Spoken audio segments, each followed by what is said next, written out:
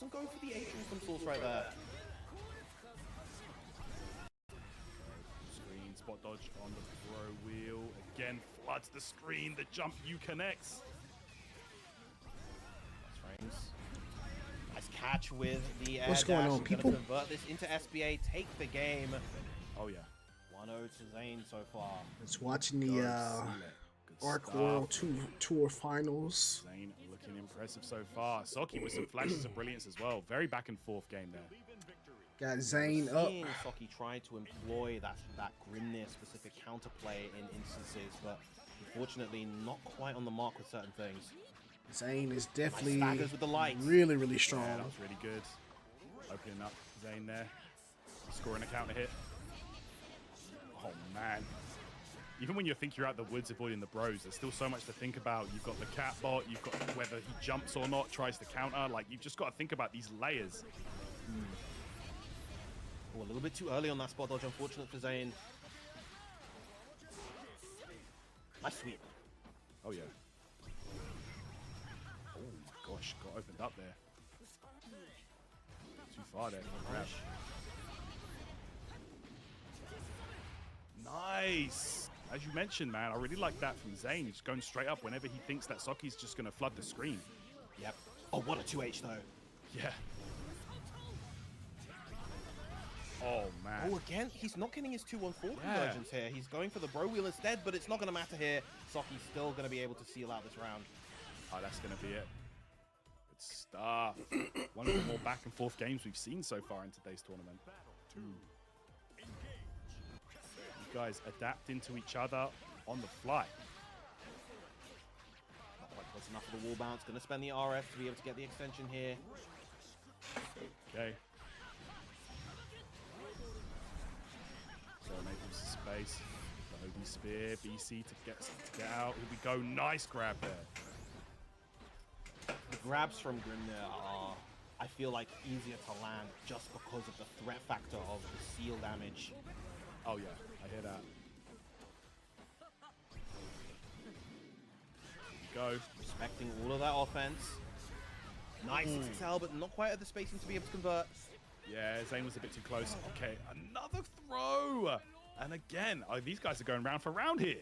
I think it's been back and forth every single time. I feel like Socky might have missed an input there, just going straight for the dash forward instead of pressing on the -4. Not quite in the range to get the throw, but still. Jumping connects, but no huge follow-up there. Socky, though, respecting the seals. All on the field now. Tries to chase Zane down, but again, so elusive with that movement. Okay, able to still take the grab. Oh, yeah, Socky not biting on anything. Waits, BC's patiently. BC for BC, back and forth constantly. Great jump back from Zane once again. Oh, but the clip finally lands its mark, and this is going to be a ton of damage straight to the SBA once again. Zane up 2-0. Yeah, Zane didn't need anything. Let's go, Zane. Just saw the hit confirm. Optimized it just easy into the SBA. Didn't do anything too crazy.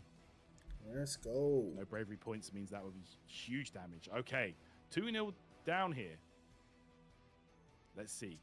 Socky thinking So about I like Zane. It's interesting because Zane the score has not really always- been indicative of how close the set has felt so It's far. like either he Yeah, wins exactly. the tournament Every or he game could get have gone like either way. second Both and games could have gone third. either way. You know, round 3 both times. he's probably How does the he kind of compose himself? This is like when you report to the Grimnir TO, that everybody saying it was looks 0-2. at when they It was want to close, learn though. Grimnir. Yep. Yep.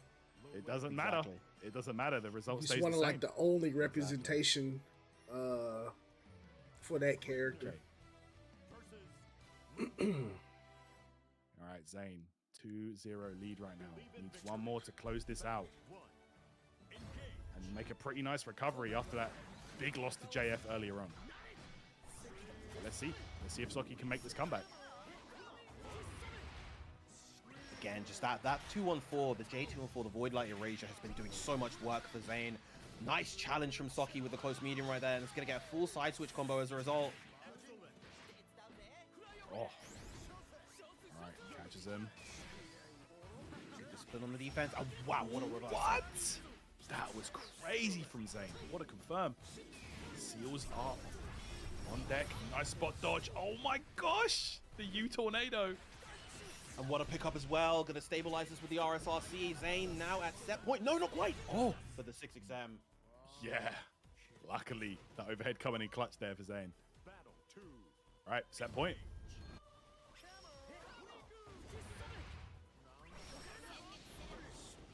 Saki really kind of struggling against the back jump into the 214. Big hit with the air dash from Zane. Here we go. Combo limit reached. Reset time here. Oh my gosh. That's it. Zane with a clean interrupt, and this is going to be huge. Is it enough? He's going to build the 100 here. Oh, snap. Fireball. Ooh, wait, that was a crazy Wow. combo. The seal God, starts when you man. have that many on the field is insane Golly. from Grimnir. And after two Zane close games, is Zane super, dominating super in sick. that third for the 3-0 finish. Really solid stuff, man. Zane with that set play. Just making short work of Saki in that last round, man. Again, Saki doing so well to fight back, but yeah, couldn't stop the freight train of offense in that set that was Zane in the long run. There you go, man. Zane looking good here with a 3-0 victory that time. And yeah, kind of puts himself in a better position now after that 3-0 loss to JF earlier. Indeed he is. Now, if he's able to get this set W versus Gamera, we're talking about a much more exciting, much more dynamic group here. You know, potential three-way tie between those two is definitely on the cards. Between those two and JF, excuse me, definitely on the cards. We'll have to wait and see with how the next set plays out. And of course, we cannot forget about I believe the last set of this group, which will be Saki versus JF. Oh yeah, that's going to be a banger for sure. But yeah, this is a very important one for both these players, man. Of course, Gamera has been looking super strong so far, but man, against Zane here, like that's another guy that's just been on fire. So let's see, and who I wonder who Gamera is going to pick from his bag of tricks for this one, because as we've seen, a ton of characters from him so far. Yeah, I'm definitely curious. I mean, the Ilsa as a whole throughout this this group has been doing well. It's been doing really well. Got the set versus Saki, got the set versus JF as well. So I think that should be the first pick going into this. I can see it. We'll have to wait and see. Yeah. Yeah, no doubt. Yeah, man. Like, honestly, seeing the Gita was a surprise for sure. But yeah, let's see, man. Of course, you know, we haven't even seen the Meg yet. The Ilsa was actually a surprise pick that's been working out. So let's see how this goes. And we can see the current standings right here. Gamera, of course, is atop of the mountain right now in Group B. Closely followed, of course, by JF. And there we go. We've got 2 more games to go here, guys. So let's see how things unfold. I think the only sure thing now, I was going to say, sorry to interrupt, Saki is looking very, very rough right now. But yeah, but you never know, you know. It's hard to say how things go, man. We saw some crazy things happen in Group A, so I don't doubt the same could happen here. Yeah, I mean, if he's able to get that kind of miraculous 3-0 versus JF, yeah, that kind of changes the tide of everything in the group. Suddenly, JF is kind of potentially out of the running, and if Gamera wins this set 3-0, then you have a weird 3-way tie in terms of set count between Zane, JF, and Saki. So we'll have to see how this plays out. No doubt. All right, let's see how this one goes here. Should be a fun one for sure. Let's hope we don't get the volcano stage again. Yeah. All right. Yep, it is going to be Ilsa.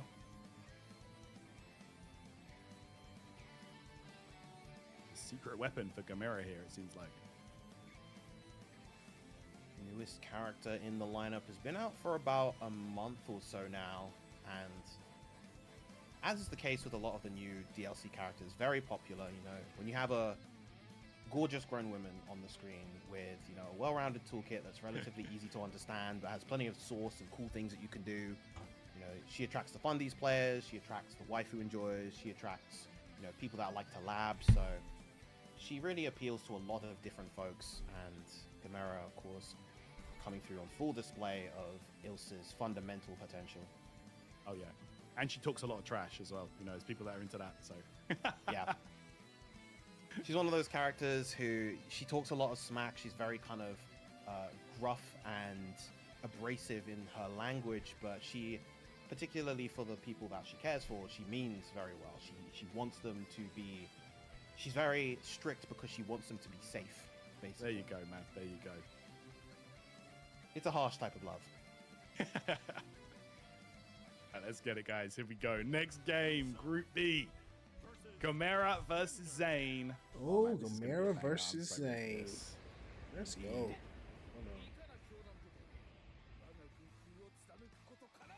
We got Ilsa Steam playing as well. Oh yeah, that's gonna hype him up.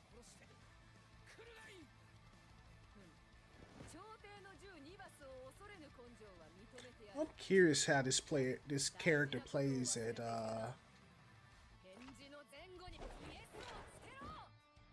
Damn, top right. level. You heard her. Yes, ma'am. Okay. Hey, here we go. Zane trying to set something up, but Gamera not making it easy. The DP immediately to shut down his approach to those seals.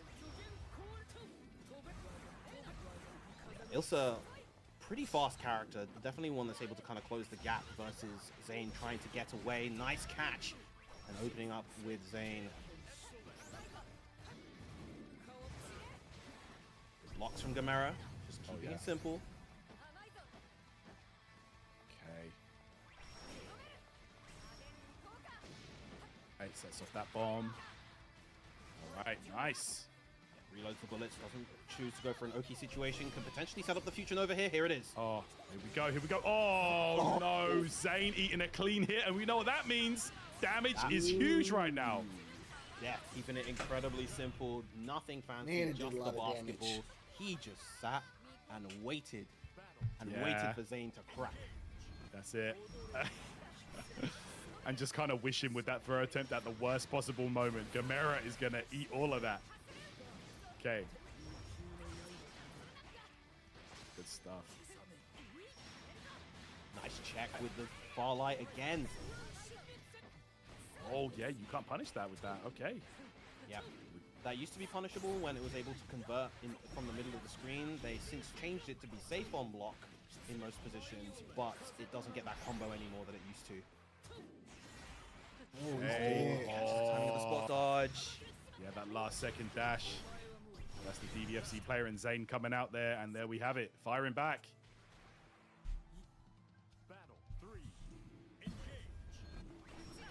One round apiece here in the first game. Yeah, going back and forth. Using those cooldowns. Pressures the bullets as well, and the spot dodge. The fake BC. Yeah. Really smart stuff there. Gamera just reacting. So nice. Oh, okay. Immediately challenge. Yeah, he's saying he is not sitting still. Oh, no, but you might have to because you're taking this huge combo right now. Oh, you might be... not going to empty the clip just yet. Instead, going to reset into the drone. Oh, that could have been it. Yeah. BC, though. Zane not on chip point just yet. Is now. There you have it. Hey. Yep, man. There is a gap there. Zane had to risk the roll in order to be able to beat and punish that. Instead, Gamera going to take that first game. Damn. What a tooth and nail game, though. They were slugging. All right, here we go. Next match. Very entertaining so far, man. Yeah, it really is. Okay. Round start for Zane, going for the 2-on-4. Again, just these far light checks from Gamera have just been fantastic so far. Oh, yeah. Go. Good space in there from Zane. And again, faking out with these seals.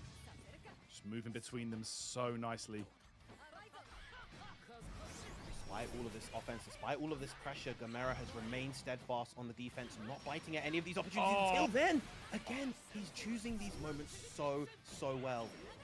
Really, really is. And cashing out huge there. Getting about 40% damage with that combo. And this might actually do it here. Yeah, we're going to keep it simple. Zayn desperately wanting that BC to be able to get back to his seals, but Gamera keeping it so tight with the close light. Yeah, he's blocking really good. Absolutely. Incredible stuff so far for Gamera. Clip. Blocking too good. Hit as well, but didn't have the tools to really convert there. Yeah, bit of an awkward hit. Okay, Zayn BCs. Now, yo, these seals on deck. What's up, Afro? They are online. Okay. All of these plus frames goes for the run up 2-2U, but doesn't actually get the conversion. And gonna get no escape. Yeah, so this is the Arc World Tour Oh my goodness, and that finals. gone. I think this is day 1. And go. it's already Gamera like crazy. making such good use of that 2-2U. That missile is Already just crazy. devastating, man. Jeez. Taking a break on the character select screen. I really don't think we see the avatar below. So I'm rooting for Zayn because he's just having a moment here. I like Just him, to think things through. but Think about those Gamera matchups and is how things just went down. so good. Let's see. Right, we are locking back in here, and Zayn in deep thought, trying to just figure out how do you solve this puzzle. Gamera is That is really Gamera. showing what Isla can do. So this is my first time kind of seeing that. Hey, gonna have to find a way around it now.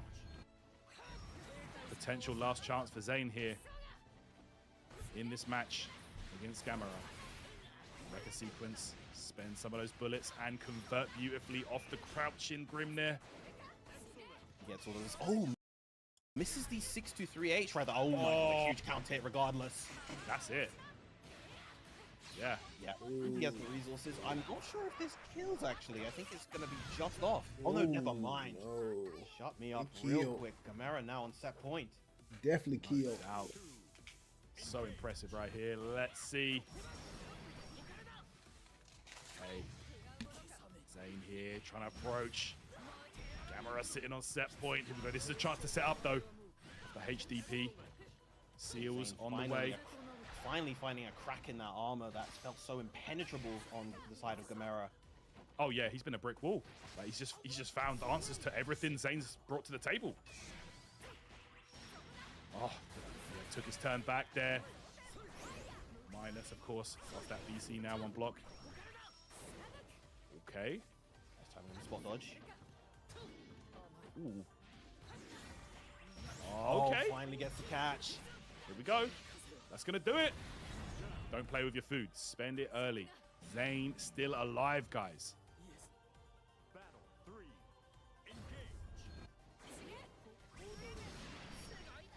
Right. Nice 6XL. Gonna be able to get a very solid combo here. Gets the 63H extension. Probably going to set up into another future Nova. Yep. Oh, here we go. All right, I like that delay into the BC from Zayn. Does not want to eat another one of those missiles to the face. Ooh, didn't believe quite enough in the hit right there, and that's going to be a full combo for Zayn. All the way to the wall. Oh, but the side switch. Probably Yeah, the not side what he wanted. switch. No, you've got to imagine that might have been a mistake. Oh no, here it comes. Oh my Okay, god, he avoided it. he actually evaded it, yeah. That's huge, actually. But no more bravery points on the side of Zayn. It's do or die. Just about timed that spot dodge correctly. Oh, BC. Gamera spending that. Oh my gosh, the full screen U laser closes it out for Gamera. Taking things 3-0 here against Zayn. Man, Gamera. Wow. That was convincing. Gamera's spot as the top seed in this pool. Emphatic showing coming out from one of Gran Blue's finest here in Group B. One of the absolute goats, man. Like I said earlier, looking to add another trophy to the cabinet here at the Arc World Tour Finals 2025-2026. Zayn, though, man, like couldn't really get anything going. And that match was looking really, really rough, unfortunately for him. And this Ilsa is looking like a problem, bro. My word. Yeah, Most definitely a character and a player that everybody needs to watch out for as he advances to the winner's side of top 8. That's two Japanese players now in the winner's side. Zangief Dream versus Gamera, of course, going to be coming up on Sunday. Meanwhile, of course, we shall be having our last set here in Group B, Soki versus JF. Now, I want to say regardless of the result of this, because JF versus Gamera was game 5 versus Soki going only to game 4 versus Gamera, I think JF should, even if he loses here, should be able to advance or should get the second seed of this pool minimum. Okay, yeah, I think I can see it. Yeah, Soki has not got a W yet, so yeah, I think you're totally right on that one. So he can JF can afford to get the L, but you know, I think it's pretty much over here for Soki regardless. Yeah, unfortunately. It might be LCQ time for our German player here. Yeah. So yeah, this is essentially just a play for friendlies, you know. Yeah, even if he gets the 3-0 here versus JF, because, as I mentioned, JF would have a 1 point differential. He'd be 1 point above Soki because he lost 3-2 to Gamera versus Soki losing 3-1. Yeah, I hear that. All right, but we are going to get to see the set regardless, you know. The more games, the better. Mm-hmm. So let's enjoy this one, man. JF's been looking like his reads are absolutely next level, man. I could definitely see this player going far. Yeah, he has been looking ferocious, to say the least. Yeah, man. I really can't think of a more fitting character for him than Basaraga. Like, it's like we were talking about earlier. You know, I'm sure a real nice person outside of the game. In the game, though, don't try and shake my hand after that. All right, let's get it. And of course, it's worth noting as well, whoever gets the second seed of this pool will be fighting against Skill to try to make the top 8 as well. Absolutely. It's going to be a great one. Yeah, man. Of course, a full weekend ahead of us here. ARC World Tour Finals, guys. So thank you so much for tuning in. Appreciate ya. Wherever you're watching, on the YouTube side, the Twitch side, we appreciate you. Thanks for hanging out with us and enjoying these amazing matches. Let's go. We've got a lot more to come. That we do, of course. We still have 2 full groups after this. C and D are going to be absolute bangers. You have some of the best players in the world still to play. But right now, of course, JF versus Soki, South America versus Europe, Brazil versus Germany. And another plush has entered the side of Soki. Maybe that is enough to give him the strength to prevail. Double plushie? This one's over.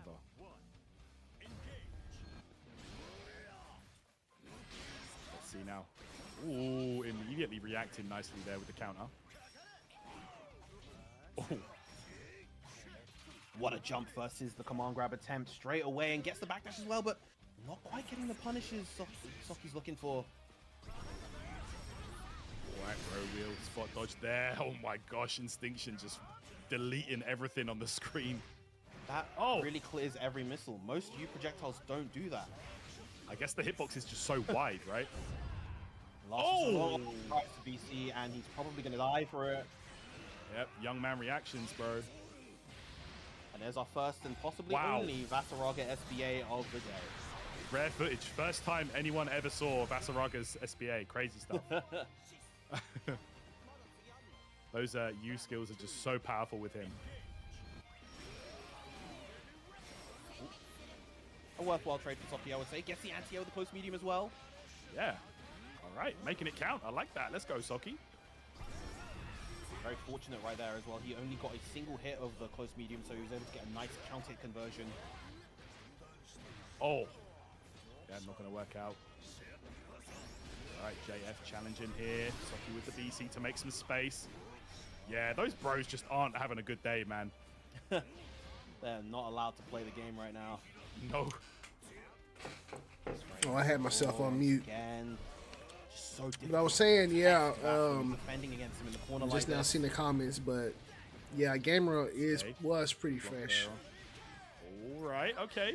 And both of these characters are really Sitting annoying. on so much in terms of resources, Especially all Lo the Wayne. meter, all the BP. I think Lo Wayne got nerfed, but All right. Missiles still on deck very there. annoying to fight.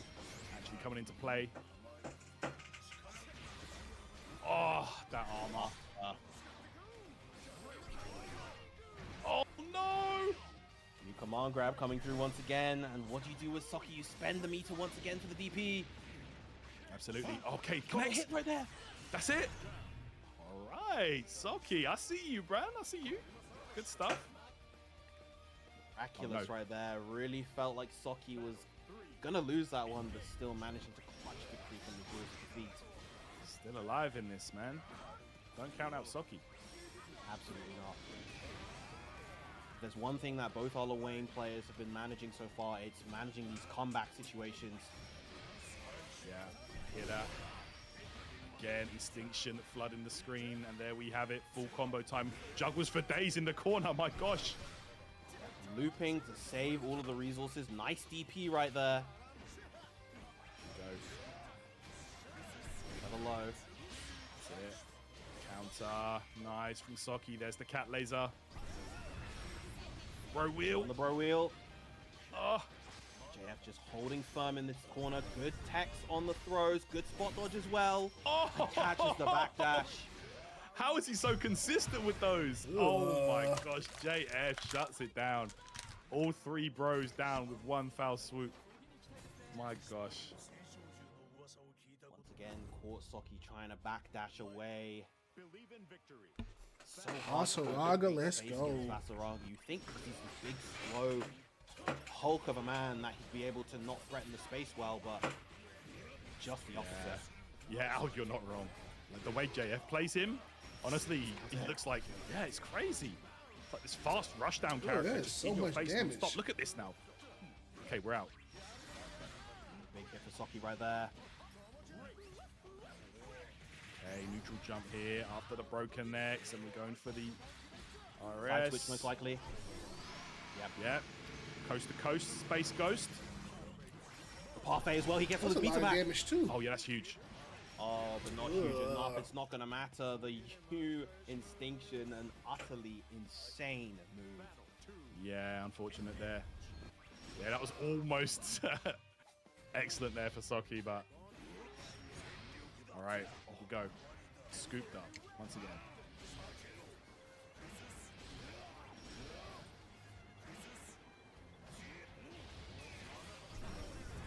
We're swinging. Oh, finally gets a hit with that. He'll need to spend that 50 meter in order to re-establish himself in neutral. That's it. All right, JF here challenging, trying to just open up Socky with those delayed buttons. Does not work out. Socky back in control here, at least for the time being. There's the bro wheel. Oh, doesn't convert into awesome source. Probably thought he'd get a close heavy there. Oh, Want once to get the again. U once again. Yeah, let's get it. All right, we chowing Look at down. U Instinction. All you can eat buffet. Once again. Yo. Instinction again, just clearing out all the catbot missiles. Just I feel like this character's just constantly building meter, man. Especially while he's slowly Really walking is. forward like this. Yeah. Oh my What a gosh. back- Oh, Dash. he's dead. Yeah. And again, we're gonna Wow. see it. JF here, looking solid, but So Socky's every been putting up a time- great fight. It's just JF's been running away I with think it in these clutch Socky situations. has it. He comes back man, with here we like go, his guys. clutch moves JF or looking to clutch run away with this secrets. one. 3-0, Puts him but back in the game. Socky looking to get some W's up on the board. Nice. Finally gets a real solid hit right there. Again, probably going to see a conversion coast to coast. Yeah, let's go. That's so cheap. Oh, that's rather unfortunate on the RNG for the food right there. He got health restoration items when he was already at full health. Yeah. Yeah. Let's see now. All right, can you get something better here? There we go. Oh, Yeah. that's much better. The double salad into the parfait. That is a ton of meter on the side of Sockie. Now sitting at 100. He could go for HPA here fairly soon. Yeah, we might Probably see it. wants to guarantee the chip KO situation. And there Yeah, it here is we go. Yep. Bro pyramid, but there we go. Gets that round. JF tried to contest, maybe go for a 2L and then spot dodge, but that's a very difficult situation to come back from.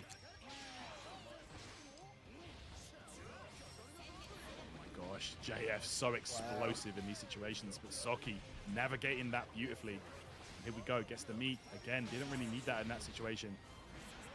A bit too far, unfortunate for Sockie right there, but gets the throw. Oh, Huge jump, but no punish. yeah. You need to be punishing those, really hurting for that, making that mistake. Yeah. Oh my gosh. Nice, okay, the counter. Yeah, one of the nice things about Lil parry is that the attack is unblockable, so even if Vass has armor on the tackle, it will ignore that armor. Beautiful stuff. Oh my gosh, Again, what a contention from Sockie right there. Sticking out the farm medium, getting a full conversion, and now putting JF in a very scary position. Does he get the KO here? big No, side just chop. off. Oh no! Oh wow! He He ran went back. for that U command grab the second he landed. Sockie 2 steps ahead. All right, there we go. Not going to be a clean sweep here. 1-1. Very good stuff. Sockie keeping himself alive. 2-1.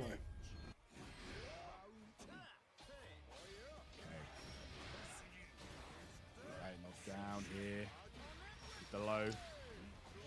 Full bounce time, Sockie. Oh, Nice. all right. Big damage Sat there potential until here. the last moment to kind of fake out the throw. Gonna get the, no, keep the corner right this time, and instead gonna go for the HPA. Yeah.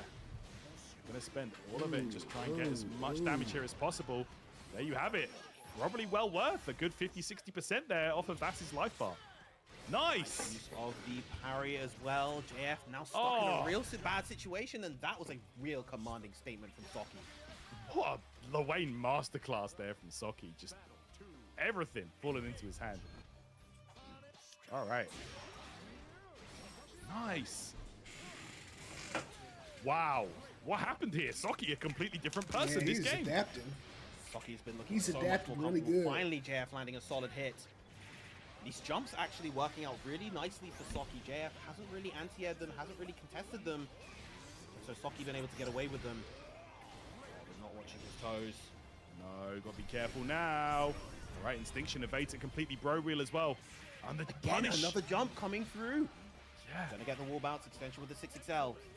that's it. Knowing when to jump here has been the real game changer. Throw text, but of course still gonna lose some life on the side of JF. UDP. Oh, Wow, the willingness, especially after the previous game. yeah. With how much Sockie's been jumping, I'm surprised JF went for that one. Nice spot dodge, and he gets the punish. That Wow. is an incredibly tight punish right there. Sockie able to, I think that's the first time I've ever seen you Instinction punish like that. That was crazy, yeah. it really Super was. smart there. Perfect range to punish that. Okay. Okay, here we go, guys. 2-2 now. Sockie just turning things around. Just absolutely locking in for these last couple matches here. Giving us a show at the end of Group B. Block's coming out from JF and finally lands that command grab. Chooses not to armor up though. Yeah. Cross up splash. Yeah, that is weird. Haven't seen him Nice, do much bro raid. wheel. Oh, there we go. Yeah, makes some big time space between him and his opponent. It's going to be a conversion off of that counter hit. Oh no, and again! He neutral jumping so well. VP spend, but nice. Able to block the U Instinction right there. Both Yeah. been spent, you know, Sockie's gonna get that space.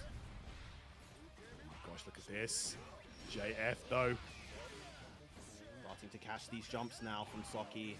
How long will they keep working? Go, BC, get away.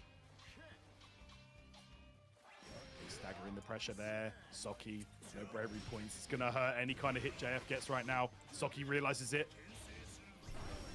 Oh, was actually in prime position to whiff punish that. The 6-6M went for the risk and it worked. Gosh, what a block. You Instinction. Oh my gosh, what a block from Saki. The spot dodge. That boy is running. Rambling at the moment, desperately trying to look for a hit that will work out in his favor. Turn around real Find quick. it, the far light intercepting JF now at set point. Oh man, that could have been anyone's game right there. JF, set point. It really could have been. It really could have been anybody's game. A little bit too early. Oh no, back throw incident. Oh no. Oh no, this could hurt. We see though to make some space. Saki with the missiles, crosses up. He was so close. Oh, anti-air's coming out from JF with all of these jumps that Saki is doing. Bro wheel, missiles, avoids the extinction. Backdash Nice though. backdash. Yeah. Look at this. JF just, he's buffering. He managed to get the block right there, even after the whiff parry. So scary. Looking rough for Saki. He's taking a lot of chip. Oh. It's kind of residual damage. He's only on about 30% health, and that Oh, he might should be it. dead. JF looping for the finish into the SBA. Yeah, that was crazy. That was a good set. There Very you close go. set. Oh yeah, that was to the wire right there. Saki That was a putting really, on really one good set. hell of a performance in the final game of Group B. But there you have it. JF will take it. And with that, we do have our top two from the group going through to top 8. And it will be, of course, Gamera and JF from Brazil. Great stuff to everybody in Group B. Those matches were super entertaining. That they were. Of course, as we mentioned, Gamera going to make it to the winner's side of this top 8, which will be, of course, on Sunday. Meanwhile, JF will have to fight Skill later on in the weekend in order to try to make a spot for that top 8. That was The winner a of that super good will set. be guaranteed a spot on the loser side of top 8. But of course, that is not all the action that we have here tonight. We still have groups C and D coming up for you guys relatively shortly. Tyron, I know it's been an incredible block, and I know that we're going to be signing out, passing off to the incredibly capable, I want to say, Jatsu and Zero coming up next. Oh, let's go. Two of my That they absolute are. goats. I'm really excited for that one, man. But yeah, that's going to be it from us here on day 1 of the Arc World Tour Finals 2025-2026, guys. Thank you so much for tuning in. And Viram, thank you so much. I know it's I'm no longer in the UK, but I know you're doing some demon hours right there, man. So yeah, appreciate you. And it's always a pleasure to be up here with you, man. Absolutely, the pleasure is all mine. Thank you guys for tuning in. Make sure you guys don't go anywhere.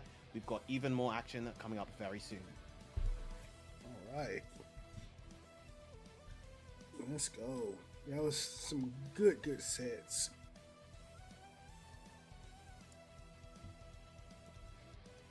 Gamera 1 and 3. JF 2 and 3. Zane 0 and 3. God dang. But Zane had to go against some tough people.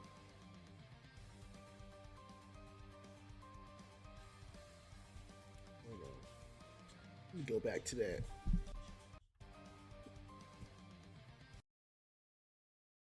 Okay. So Gamera versus Saki 3-1. JF versus Saki 3-2.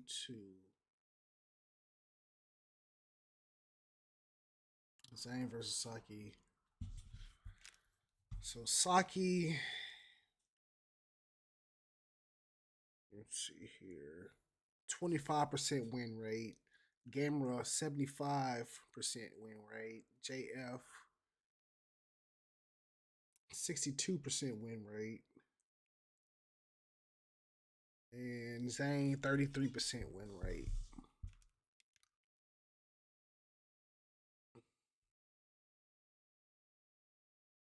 So Gamera is on a tear right now. He hasn't lost yet. 3 wins, 0 losses. Saki. No, yeah. Gamera, Saki is 0 wins, 3 losses. Gamera, 3 wins, 0 losses. JF, 2 wins, 1 loss. And Zane, 1 win and 2 losses. Man.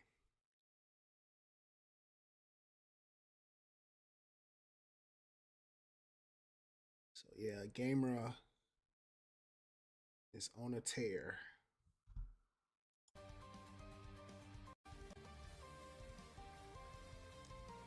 Gamera 400 points, tour rank 11.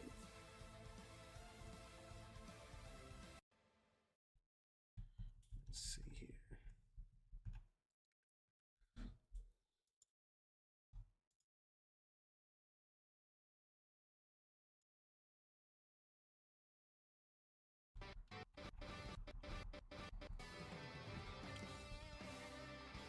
Hey, that's the Sandalphon's theme. It's probably my favorite Gran Blue track. Do, do, do, do. Oh, they didn't play it. Suck for that. Whose theme is this? It might be Grimner's theme.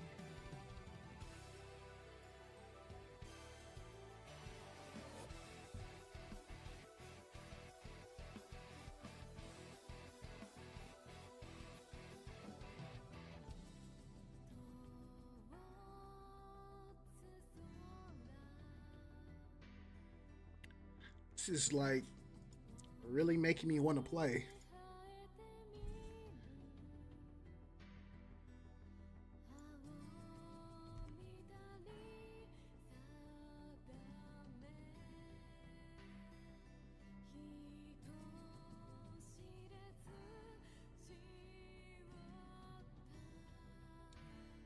So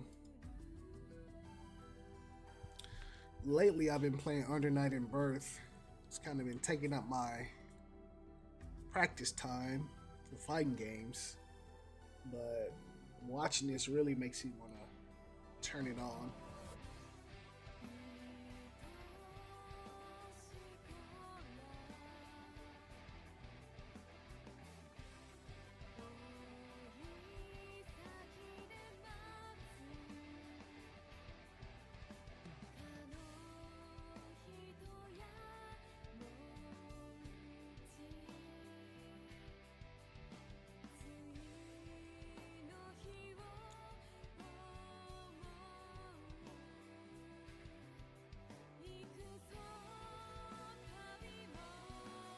Actually, I think I might do that.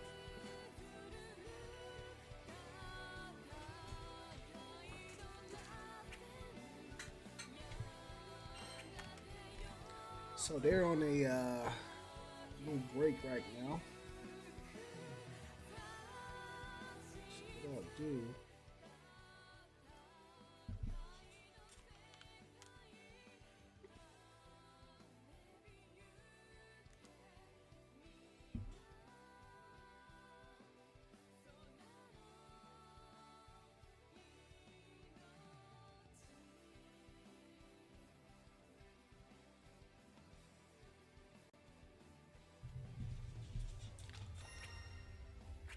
While I'm waiting for that to come back on, how about I practice some Gran Blue? Since it's been so long since I played.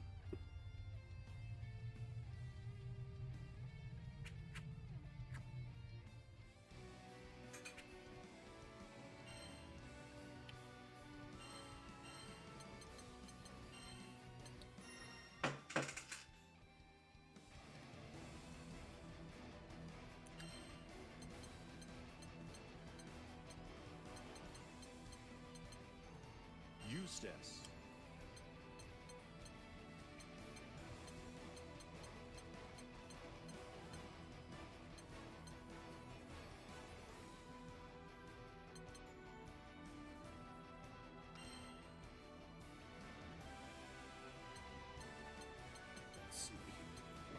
Avatar Belial. Belial.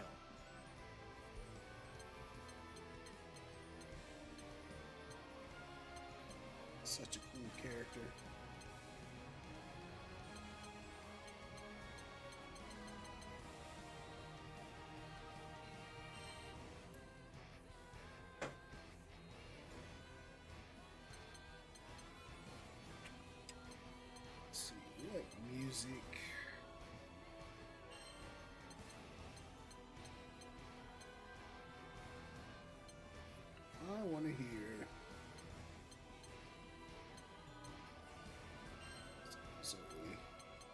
Short breeze. Eustace versus Belial.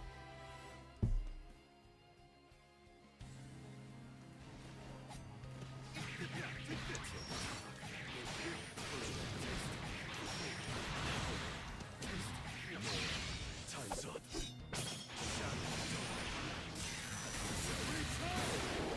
Marvelous.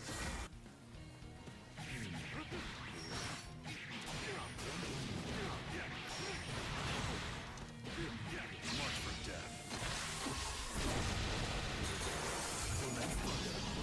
Scorch the skies. Get it full.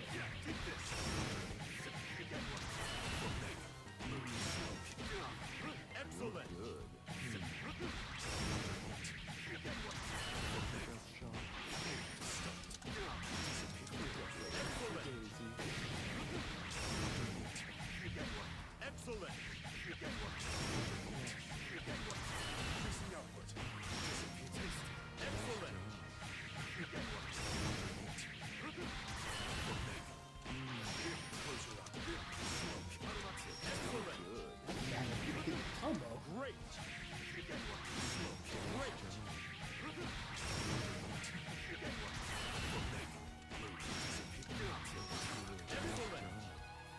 That's it.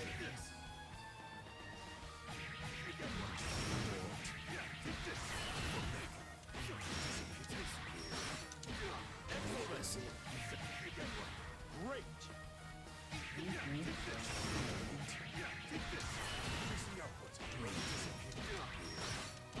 March for death. Scorch the skies. I learned that combo from Insurgent. Insurgent be doing some insane stuff this time we got. 13 minutes and 40 seconds. Yeah, Insurgent is probably my favorite Gran Blue player. Just too good.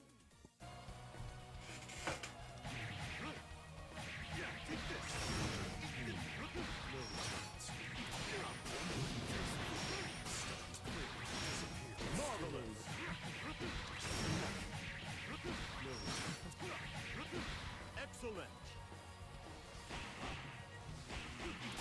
Down here. How do I watch your feet? You're good.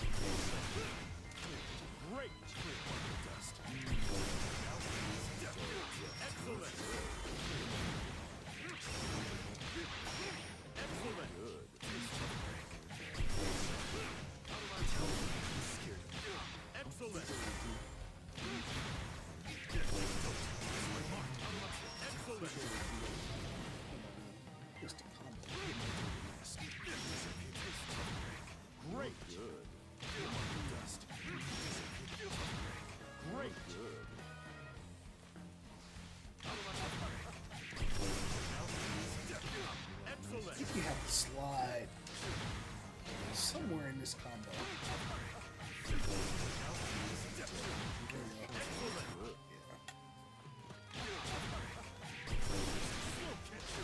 Great.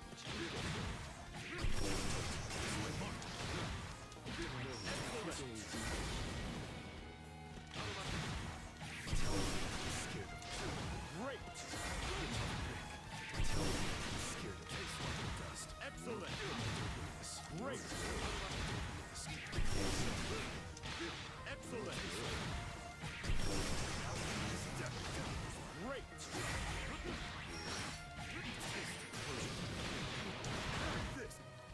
I used to remember how to do those little loops.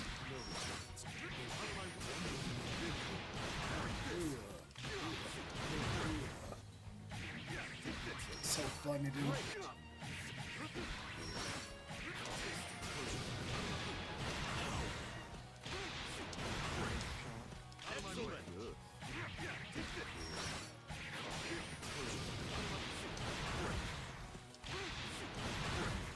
Excellent.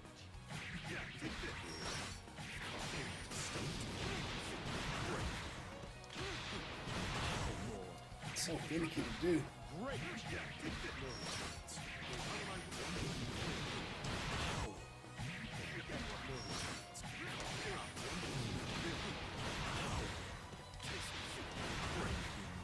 Excellent.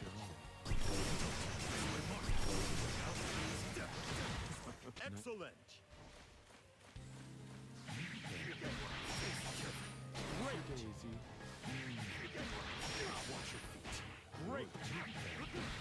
Great.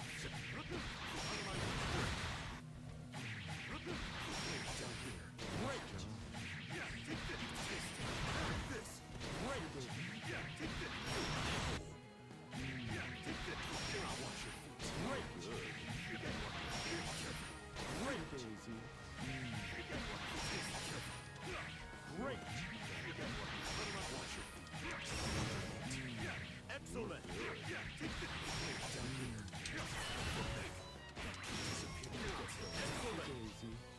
What you can do after that.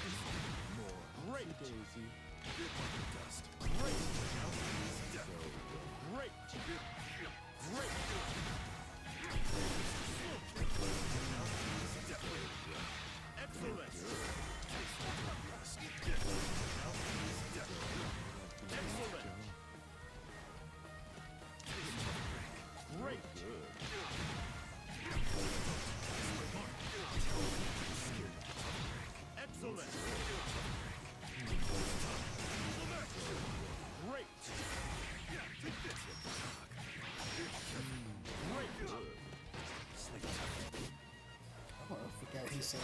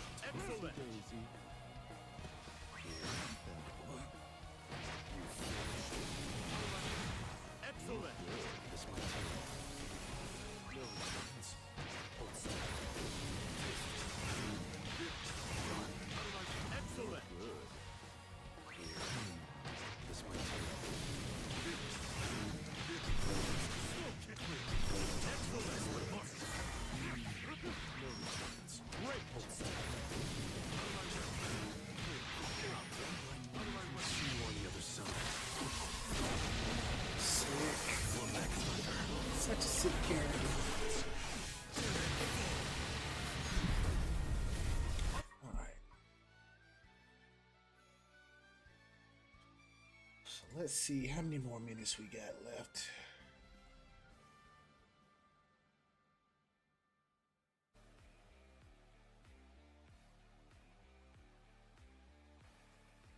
We got 4 minutes and 40 seconds.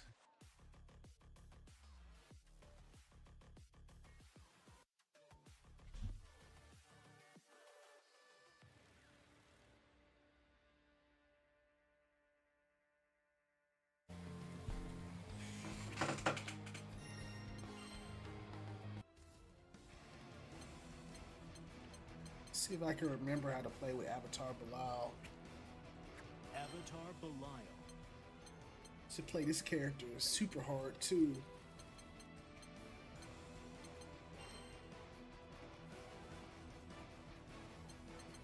Avatar Belial. Belial.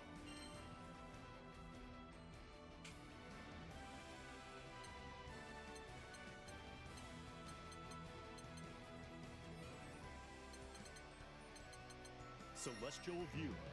Belial versus Belial. Take it all, lady.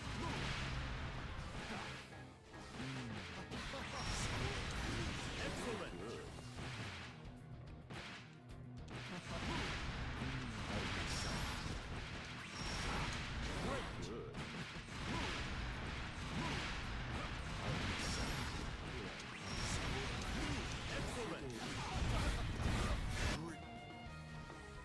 Remember some of it.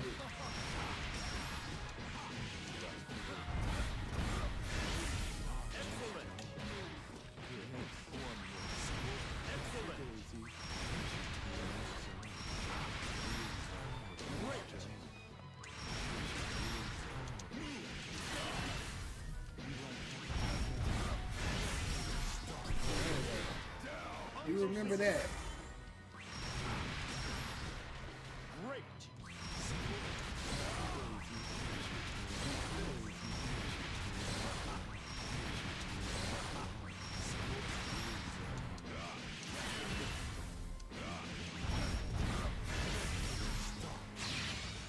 There we go. Yeah. Time for the final. Does so much damage. Sweet dreams. Ooh. Unbelievable. Great.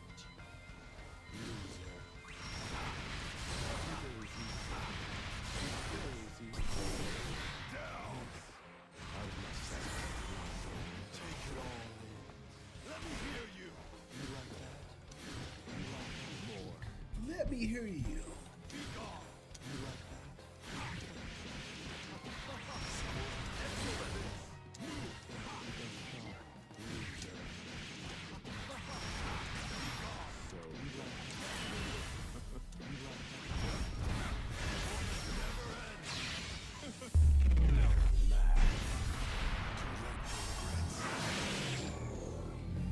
Well, au revoir.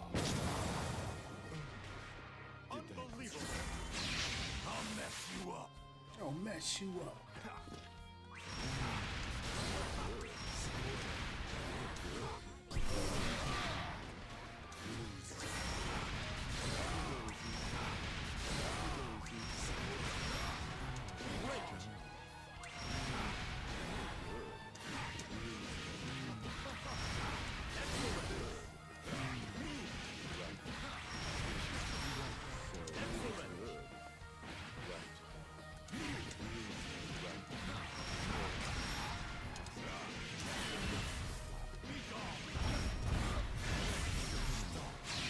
Someone needs to be punished.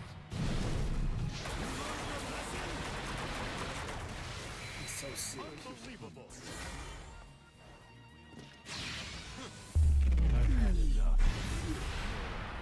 Excellent. Open. Move for me.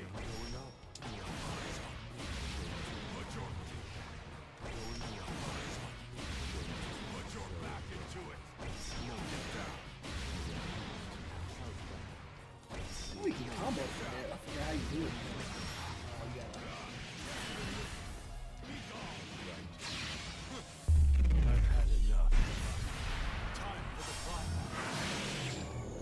such a sick character here. Sweet dreams. Unbelievable. You're such a good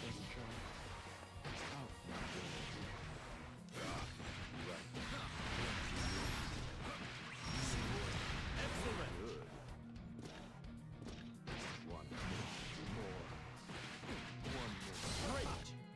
Good evening, everybody, and welcome to Glorious Skyfaring Adventure as we continue down this path of group stage for Gran Blue Fantasy versus Oh, no. Rising here at the Arc World Tour Finals. Many stories began and now end out here in this tournament series, but still so much to unfold. It's the Beatrix and Zeta of Gran Blue Rising for the English broadcast, Zero alongside J2. How you doing, J2? I'm doing good, and I'm excited to see this action. I know you guys have been, tuning in, eyes peeled for Groups A and Group B, but we still have the other half, our next 8 competitors heading up here. And of course, we have our next 4 in Usagi, Monarch, Koji Koko, and Deba Game. Koji Yeah, Koko. absolutely. A great series Koji of Koku across might the be first my two favorite, blocks. I my saw next some folks favorite really after kind of Insurgent. eyeballing the decision for skill to show up in Group A, and look, we see that skill made a sound decision in terms of performance, but man, that Group B, what a story to be told across that, right? I mean, Gabera opting for the latest character, Ilsa, for this one. We've seen that change happen with the Yes, Meg that's it. as well, but it's been interesting to see how quickly players have been changing around for this final leg of the Arc World Tour Finals, including Saki on that Moraine. Yeah, exactly. And I mean, this is a character that we've seen so much in, the past half a year, the past year or so, right? And even with Flame Wheel being a little bit more toned down as like, okay, I'm just going to send this and get favorable trades as often as we can, still such a potent character that I'm sure we're going to be seeing a lot of throughout this weekend. Absolutely. I feel like Lowain has kind of taken over the space for the other half of the globe, right? Stateside, we've not quite seen as many Lowain changes, or at least like folks jumping into it outside of like even Koji Koko kind of dabbling a little bit in there, but that'll be in a later block to see, actually this block rather, to see who are going to be picking up, because we've seen Koji drop into Zoe for the latter half of the last few brackets here, but Monarch's still going to be sticking with the Matera, of course. Oh, that's a dangerous group. Saki and Deba Game to round out the block as well. So I'm definitely This group looking is forward to really, seeing really if we have strong. any shakeups specifically in the Koji Koko camp, because we've seen quite a litany of characters across that tenure in the last couple of tournaments. But yeah, Deba Game also looking to make another standout performance here. Usagi, we saw earlier this year, climbing through the ranks, especially through Evo. So looking forward to seeing a return of this group. Again, like with that last moment, securing a position for Monarch at Frosty Faustings.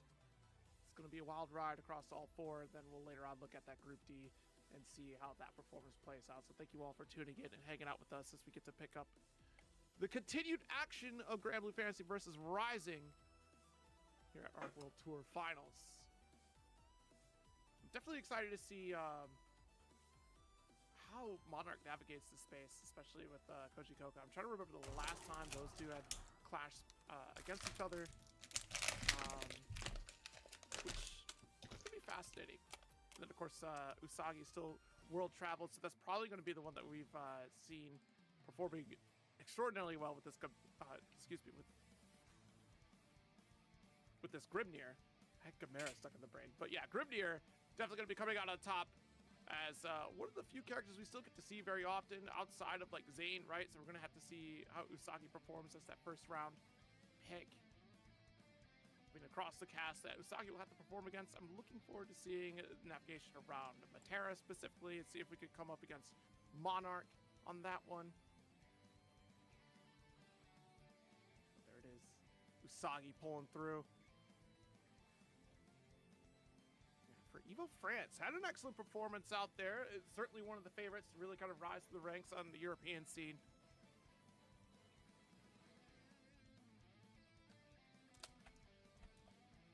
Of course, still out of the European performers, right? We have Saki that performed in the last bracket. We still have Fitison and Group D that'll be showing here. But right Let's now, go, Monarch, America. be going up against Usagi first, and this is the matchup that I'm very curious about the navigation, right? Because America. Junior's still gonna be able to make a solid Monarch. approach, but He is so the action cold. per minute from Monarch can really make a Actually, difficult Monarch for Grimnir to try has to been close that cold gap. in a lot of Talk games, about the actually. anti-air off of the 2Hs. Of course, Rainfall definitely to shut things down, especially with So Butterfly. seeing him Slow the pace. We've seen this matchup rank before 4 where things can get a little is hectic not with surprising, a quick dash approach, because he is that good. especially in that case of going up against Zane in previous tournaments. But I think Monarch is pretty well studied for this one here. Cool as a cucumber, as always. Kame zone.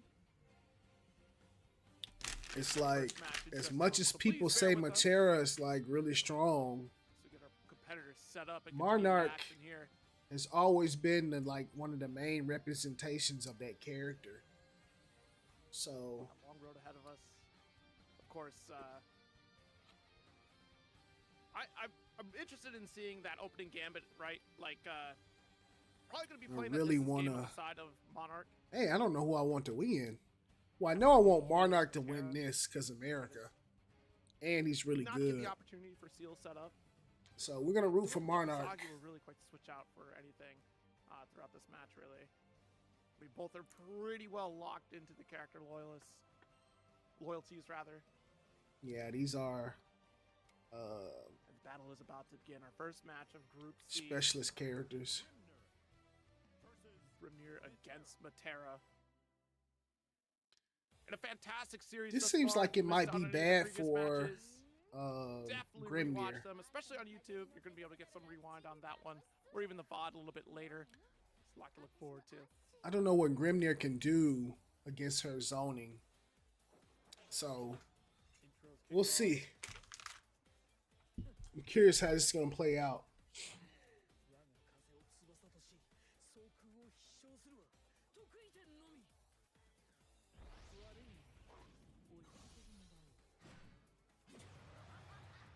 Believe in victory. Battle 1. Engage. Approach here to keep distance with a 5L. I like that patience right in front of the tornado. Pretty good awareness from Monarch as we get that corner position already. Nice dash light, the throw bait here off the 5U. Massive damage output, already a substantial lead. This is a bad spot for Usagi. We do have the 50% meter to try to push out with the reversal, but that's to say if Monarch even closes the gap to give Usagi the opportunity. And that's the patience we're looking for. Push back to mid-screen. Lots of resources spent. We do have the opportunity to Gale Dash, and that's a brilliant Gale Dash forward, right? Because then you're going to be able to try to close the gap here before we have the opportunity to use Butterfly. But 5L will stop the action from Usagi. First round going to Monarch. Player 2. Here we go. Matera looking clean as we head on into its second round. Are we going to swap things up? Usagi immediately just jumping back, setting the seals, but does get Yeah. air unblockable. So Sent this is back down going for exactly arrows, the but way I thought it was projectile gonna go. Clash, still trying to find something and gets throw baited by the run-up short hop. Like Yeah, I said, the I don't exact same know. scenario we saw in that first round. That what short Grimnir hop to can open do things up, against the massive damage Matera. output. And we're going to stay at that max range, just actually trying the 2U this time. We did not get that last round. Because he has to set up the seals, right? Hit.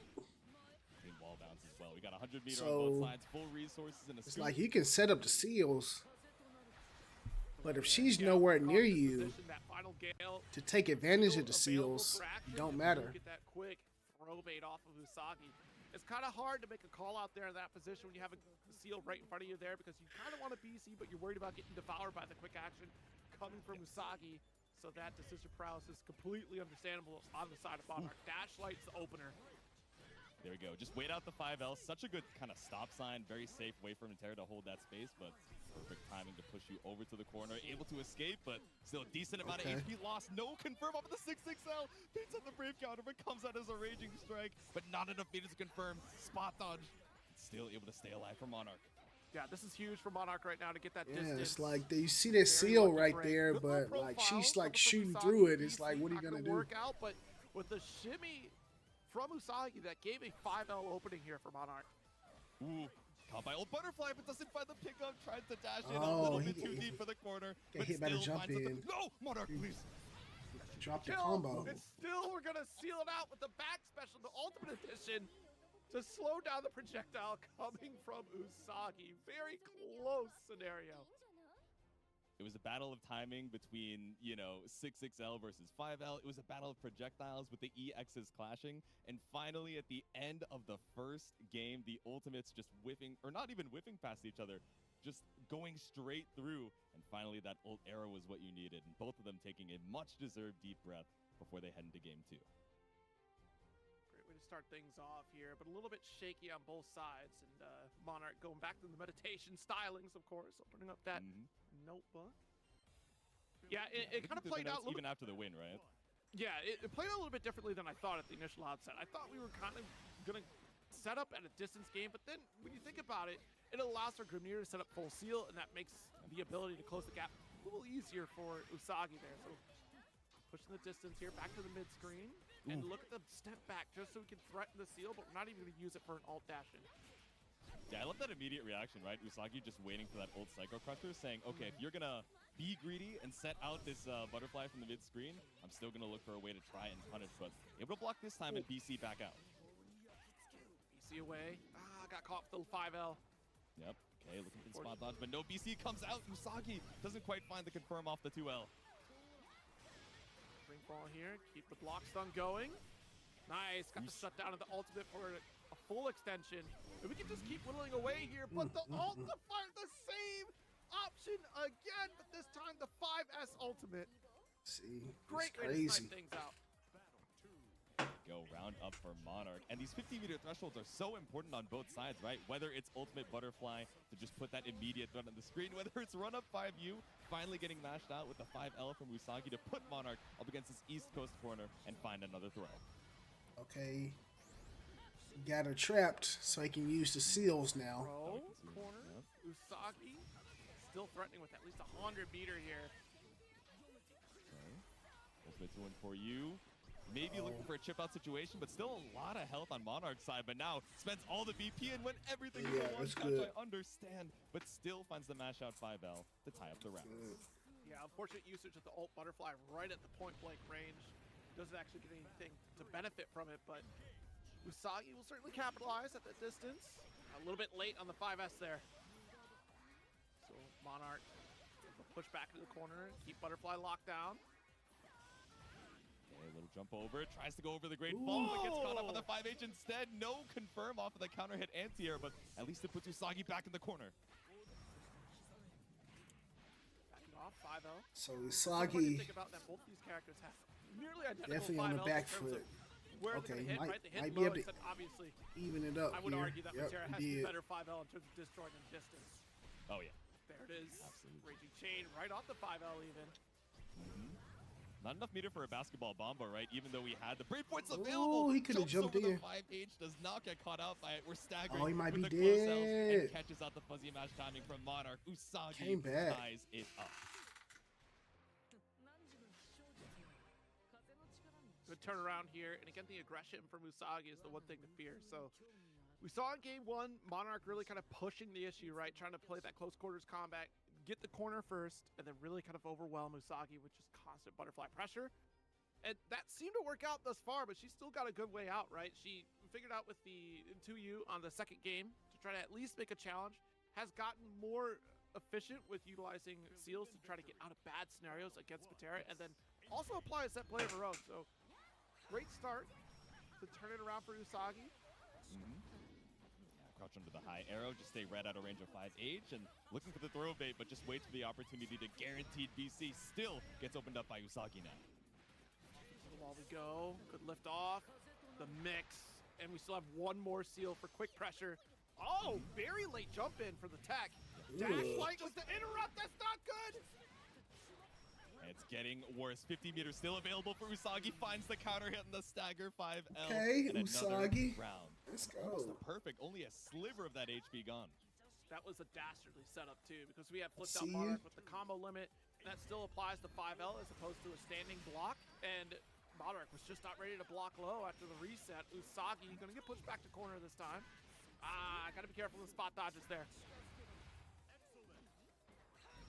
Little 6XL check.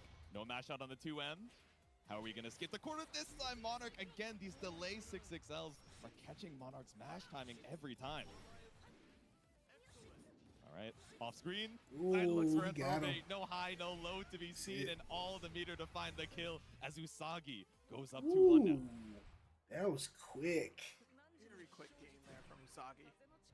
He is And proving me honestly, just wrong. the complete turnaround of Stylings, right? Because now you're still Like having to hold that offense. I was saying, I didn't think there was anything that Grimnir could do against his character, but I see that ultimately, I don't want to see a butterfly show up once he whatsoever. gets in Spring her is not face, here it's like in it's smothering. Korea, okay, you're gonna have to wait at least a couple more months until this event is over. Exactly. Yeah, let things warm up a little bit, and Usagi definitely seeming warmed up on her end, but not able to find anything off of the low arrow from Monarch. Again, we're just jumping in, trying to get our space, and clean counter hit 2H from Monarch. Great shot. For corner once again. There it is. Dash light. Goes for 5L stagger. Not a follow-up though.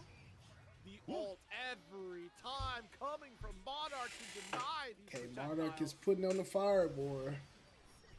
Monarch knows. That's what they're Monarch trying to has the find. notes on Ooh-wee, Usagi where we're going to send out the ooh-wee. projectiles to get ultimate this efficiently. Ooh. Mash Yeah, it was out. scary when he dropped the pen earlier, right? It was like, oh, we don't have the notebook to try and fight back, but the notes in the back of the brain, we gotta let the UDP rock for the one time. Right, there it is. That's a good stop. Counter poke. Able to fire off one more time with the back That's a special to good close out stop. the round. Let's see, starting off a little bit more aggressively from Monarch has been seeming to work out in that previous round, but going back to reliable on the 5L and mashes out with a close L this time as Usagi just lands right in front of Monarch's face post Yeah, dash. he is rushing him down now. It's like, are you gonna rush me down? Well, I'm gonna rush you down first. Perfect distance, right? Because now you have the reaction time to block the Psycho Crush. I got scared for a second. Yep. But still, Monarch able to recover. Ultimate to shut down the seal setup. There we go. Actually approaching, still able to find time to spot dodge. Can tell when you're looking for that ultimate tornado, and finds the close L as well. 50 meter still on the board if you want to get one more raging strike and raging chain to Hey, kill. let's go, We're 2-2. going to game 5. Literally had to raging chain for the kill right there. There was no other option. You saw that combo limit hit, and thank goodness we had enough damage output to get that kill. All right, let's see if Usagi continues his Grimnir play. I don't think we swap out of Grimnir. I think this is a solid pick, but I feel like Monarch is starting to find his stride, and that is probably the biggest hurdle to climb here in this pool block is with Monarch, you know, kind of like the Batman effect of just, all right, I got some time in my hands. I'm going to review the notes. I got everything I need right here. Yeah, exactly. It's been so back and forth between these two, whether it's Monarch thinking, oh, maybe I have to Alright, be let's a go, little bit Monarch. more preemptive about looking for these counter hit 2Hs, or, hey, even when you're up in the sky, I'm going to look for the close L on the way down. I'm going to look for a 5L to try and stop, you know, dash right in front of me. And I'm going to look for air arrow only to get counter hit on the way back down. That is so bad for Monarch. Out here. Okay, that 5L was quite the threat, right? We're trying to cover if there was a dash light from Usagi. Right. Wasn't one, but Monarch you still, down to gonna catch the 2 whole brave butterfly for a points. full extension to corner. Oh, don't you do Just that. a little bit more quarter carry. Okay. Meter down the drain from Usagi. 2 BP to her name. It's going to be really tough to try and escape. Just You're so keep far that away from a brave distance. counter to actually, you know, Keep bust the out. distance. He trying to get in. Smudge. Butterfly is set. 5L back away. And 5L Oh, actually it's so in range close. for throws. Pulls up the EX fireball. We still tried to mash out we Monarch. got Caught him. up here. It should be an easy kill confirmed for Usagi now, putting her on set point. Yeah, the close set to kick things off. Yep. At least for this grouping. And look, this is probably the most competitive group if you're looking across all of them. Yeah, I was saying the same thing. This is a dangerous little bracket right here. Ooh, we're baited once again. Just going back to basics for Monarch here with the air arrow to push Usagi to this West Coast corner.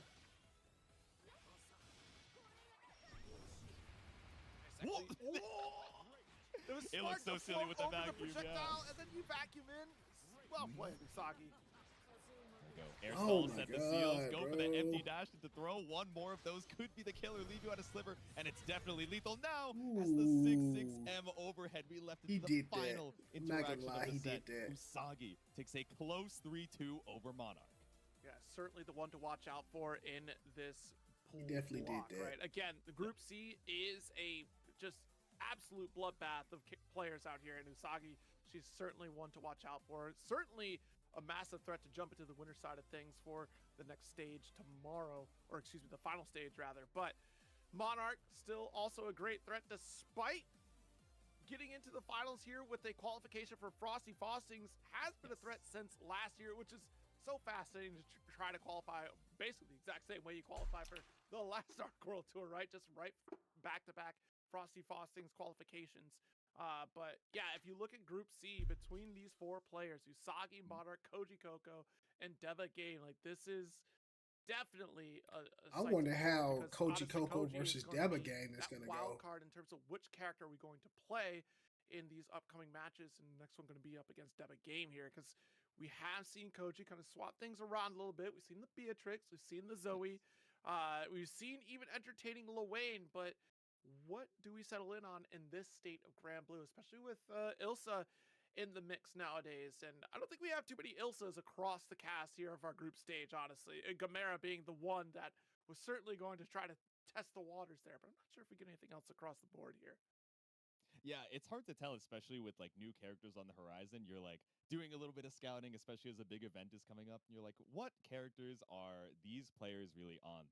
And you're like, wait, is this replay them just trying out Ilsa and seeing, where the kind of like power limit and strengths and weaknesses of this character are? Or is this something that we're really trying to train up for the tournament environment? And the most, prestigious of all tournaments, of course, making it into the ARC World Tour Finals. But like you said, Koji Koko, kind of this world warrior, student of the game, and definitely a master of so many characters in the roster. We see the Belial, we see the Zoe, of course, knows that he has the Beatrix and the Luane in the back pocket as well. So I do wonder what he's going to try and bring up against Deva Game, right? Who won I would Evo be last very year. surprised to see anything but the Vasaraga from. Exactly. Vasaraga is certainly a threat. Has been kind of touched a little bit in this iteration of the game, right? Not as aggressive with the Instinction, but still a sight to behold, as we saw earlier in the bracket here from JF. And Vasaraga has been a powerhouse. I feel like kind of one of the characters that flew under the radar, and yet still was very consistent at making top 8 appearances across this ARC World Tour. I don't think Viren will let any of us forget that. Don't let that one run away. But we'll see how that plays against the cast of Koji Koko, because Belial also received some changes. We've seen Koji Koko kind of feel down on the Belial state of things, but has come back around. And Zoe, with the great combo conversions in this version, being able to ground bounce mid-screen, kind of get that corner here, I think that's also a big positive. And she's one of those characters that we haven't seen in quite some time, is still a pretty potent character, if I do say so myself. Yeah, exactly. I mean, her dragon summons have always been very tricky to try and get around, but especially like you mentioned, right, when the corner carry is so much more consistent, putting you into that win con of, playing strike throw with you up against the corner and that charged up dragon gauge. But speaking of win cons, right, we're thinking about Soul Forge, this Vasaraga 5U, as he, this big body just pulls up with the armored stomps, and all of a sudden you're fighting for your life just to try and escape the corner. And who better to represent Vasaraga up here in Group C than Deva Game himself, the first place champion of Psy Games Cup. Yes, and you know what? With that change to the Soul Forge, being able to slowly deactivate after utilizing an armored move, I think that helps the neutral game a little bit more. Adds a little bit more risk to when you are actually going for some of that Savage Rampage or even Battalions of Fear. So there's a few options on the approach that kind of can get called out if we stick with the Zoe gameplay coming from Koji. But again, this is a wild card. Just because you saw Belial and Zoe on the screen, that does not mean we're locked into that. You've seen the Beatrix kind of be the go-to when the chips are down. We've seen Koji Koko go right back to the tried and true Beatrix, a pretty well-rounded character in the cast, and still fairly potent as well. It's a great time to have a few different characters up in your arsenal, especially at this point in the ARC World Tour. Exactly. And so much of the value from like Beatrix in particular is like, this is a tournament stable character, simple game plan with all the tools that you need. But speaking of a well-rounded toolkit, it looks like we are, at least for game number 1, going to be sticking with the Belial to try and go up against Deva Game. Uh-oh. We'll Let's see how what it you plays got. out. You can kind of be a bully against Vasaraga in terms of the Goetia pressure. I think that's going to be a big factor in this game plan. 2-Up obviously has changed, right? not the Belial of yore where we can just keep our turn consistently going, but we've seen some great counter pokes at the far medium, and even far heavy, the first hit rather, being able to convert to bigger damage out of the mid screen. Here we go with the opening gambit. The big fear is, what does Vasaraga do at round start? Unfortunately, going to get whip punished by the 5L. Nice shot from Koji. Exactly. And now that Koji Coco got the first knockdown, it's really just about keeping the pressure on so that, you know, Devagame doesn't have any opportunity to bust out, set up Soul Forge, and then try and bring you over to that other corner. So lots of staggers coming out here, lots of spacing traps, and sends out the EX speed. That Asmodeus Ultimate Edition is certainly going to be the tail because we get those plus frames, but we get the toss, the low swipe off the Savage Rampage. Ultimate 5U, let's go. Oh, There we go. Ooh. Tried to grab, gonna get the full whip punish for corner. Oh, wow, Okay. JU right in the face because we don't want to get called out with the reversal command grab, but we weren't quite there for the 50% on ult. We are now, but spends it on Instincture with the dash H lift off. Exactly. All that meter from Devagame so far has been spent on Ultimate Instinction, either as a bust-out move in kind of these like slight minus frame situations, or even just, you know, trying to challenge him off with spacing. So much more meter left. The armor just goes straight on through the ult skill. And Devagame takes round 1. That was close. Okay, a very scary spot to be. You see that Soul Forge coming from Vasaraga. You're forcing a situation. You don't want to get walked down to a corner. Koji are getting tossed up to the west side of the screen with the ult, or EXDP rather. Just holding on to DP to check that tackle. Still has Soul Forge available from Devagame. Actually ends up whipping the high strike off of the armor follow-up. So now we're just waiting for Soul Forge to tick down. Ooh. Scooped up the 2M coming from Koji. Deba stealing back the turn. Good spodge. Low swipe. Trying to deny that space, right? We don't want to let Belial fire off another Goetia. Sing at that max range if we decide to dash in. Soul Forge for corner. Command grab. I might need chip damage and one more throw to be able to seal it out, but Koji Coco finds the mash out, and of course that ultimate Goetia, perfect for the side swap. Very good. Actually snuck in with the frame kill JU. Hold on. Yeah. Uh-oh, I'm coming back.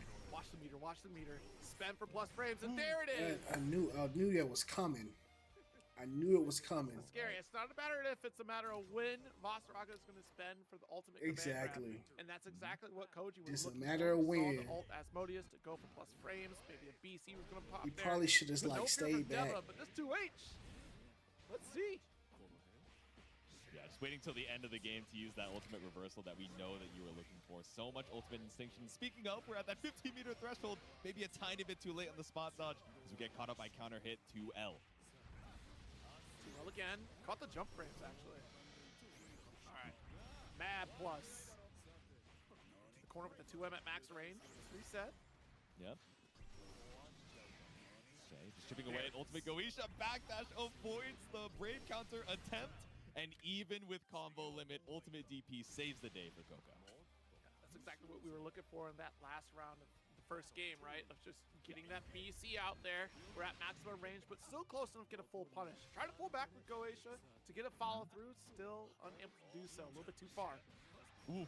Yeah, tries to go up for the Basago, but immediately mashed out on the command grab attempt. 5U is set. Soul Forge, is it going to save you now? He threw himself into the ultimate command grab. I didn't know who was going to win out of it. Both of you had hands out there, and I could tell. Vasaraga had the bigger scoop. Yeah, but the refresh on the 5U means that Soul Forge timer is taking down Devagame. Not trying to be too predictable about how we're going to spend it. There it is. Goetia with the heavy to lift off. Yep. So much health Good up the side of corner Vasaraga with that stagger 5L again. Pull it through. Not going to get a super, but plenty of damage on the table, so next strike kills. Exactly. LDP Ender gotta be worried, but looking for the frame counter. Baits out the Raging Strike instead and keep it simple let's with the go, super Koji to tie Coco. it up 1-1. All important to go for the stagger 5L is to bait Koji out the Coco ult was one of and the also when I force a first BC started to playing Deba. You have to Gran kinda ult Blue. through that. And I Deba picked with up the Belial answer first. doesn't He was the get first called out, character I and played. Stagger off the BC. That's the danger of trying to BC, right? Because if you're wrong on the And stagger 5Ls, you get opened up. I was Koji watching opening Koji strong Coco to in learn this how to play third that game. character. And Finds the sweep. Doesn't want to go he for the is Soul so Forge this good. time. Instead, just trying to pull up for a little bit of extra corner carry. Devagame again, 2 knockdowns, 3 knockdowns, and still not looking for Soul Forge, just trying to stay in Koji Koko's face. Oh, heavy, maximum range, side swap combo. Gotta be careful at the command grab. Koji. You know it's coming. Bro, watch that meter though. You know Basaraga's gonna spend. He's coming. Now the threat is imminent. Just stay back. Distinction, There we just running go. up again. Oh, He required full Brave points, so of course we're gonna send out that Brave counter. And gets caught up in the L follow-up. Round up for Deva Game.